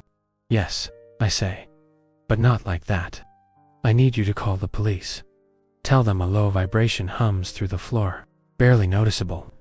Enough that the cups on the counter rattle faintly. Everyone freezes. "What was that?" someone asks. A delivery truck passes outside, engine rumbling, and the moment breaks. People laugh nervously, shaking their heads. "Probably a lorry," the barista says, forcing a smile. I know better. I back away slowly, heart pounding. "This town needs to evacuate," I say. "Tonight?" The barista's smile falters. "Sir," she says carefully, "I think you're very tired." She reaches for the phone anyway, dialing a number I don't recognize. I leave before she finishes. Outside, the vibration comes again. Stronger this time. The streetlights flicker in sequence, not randomly, but in a slow wave moving downhill from the direction of the forest. People notice now. Conversations stop. Mid-sentence, heads turn. Someone laughs uncertainly. "Did you feel that?" I move faster, breaking into a jog, then a run. I don't know where I'm going. Away from the edge, away from the trees, toward density, toward noise, toward witnesses. Sirens wail in the distance, ambulance maybe, or police. It almost feels like hope until I realize the sound is coming from the hills, not toward them. A crash echoes somewhere behind me. Metal on metal. Screams. I skid to a halt and turn. At the far end of the street, where the road curves back toward the tree line, something enormous has stepped into view. It doesn't hide. It doesn't rush. It simply exists. Streetlights strain to illuminate it, their glow bending and dimming as if reluctant. The Titan fills the road from curb to curb, its massive form silhouetted against the faint glow of the forest behind it. Cars are stopped in the street, drivers frozen in place, doors hanging open. People scream now. The Titan lowers its head slightly, as if breathing in the town. Smelling it, learning it. Behind it, shapes begin to emerge. Smaller ones first, slipping between houses and gardens, moving too smoothly to be animals. They don't attack immediately. They watch, they listen. A man stumbles forward, hands raised, shouting something incoherent. The Titan doesn't acknowledge him. One of the mimics does. It moves faster than I can track, crossing the distance in a blur of motion and sound. There's a wet, sharp noise, and the man is gone, pulled back into the dark between houses. Panic detonates. People scatter in every direction, cars screeching as drivers slam accelerators, crashing into one another in blind terror. The Titan steps forward once, the ground buckling under its weight, and the streetlight nearest it explodes in a shower of sparks. I back away slowly, heart hammering, breath coming in ragged gasps. This is it. This is what delay bought them. Seconds, maybe minutes. I duck into an alley, as something howls, a sound that isn't a roar, so much as a signal. The mimics respond instantly, spreading through the streets with terrifying coordination. They don't chase randomly. They herd. They funnel people toward open spaces, away from narrow escapes. They learned this somewhere. From someone. I crouch behind a skip, hands shaking so badly, I can barely hold the pen as I pull the journal free. My mind is screaming at me to run, to hide, to do anything else. But I know this might be the last clear moment I get, so I write. I write fast, breath hitching, words blurring together on the page as the town tears itself apart above me. If you're reading this, I didn't make it out. Or maybe I did, and this is all that's left of what I was. The forest was never a prison. It was a border. And we were the ones standing on the wrong side of it, pretending we understood what we were keeping out. The Titan didn't come to conquer. It came to return. The creatures aren't monsters in the way we mean the word. They're not invaders. They're not punishment. They're correction. Something old moving back into a space it recognizes as its own. The vibration is constant now, a living thing that rattles my teeth and blurs my vision. Screams echo off brick and glass.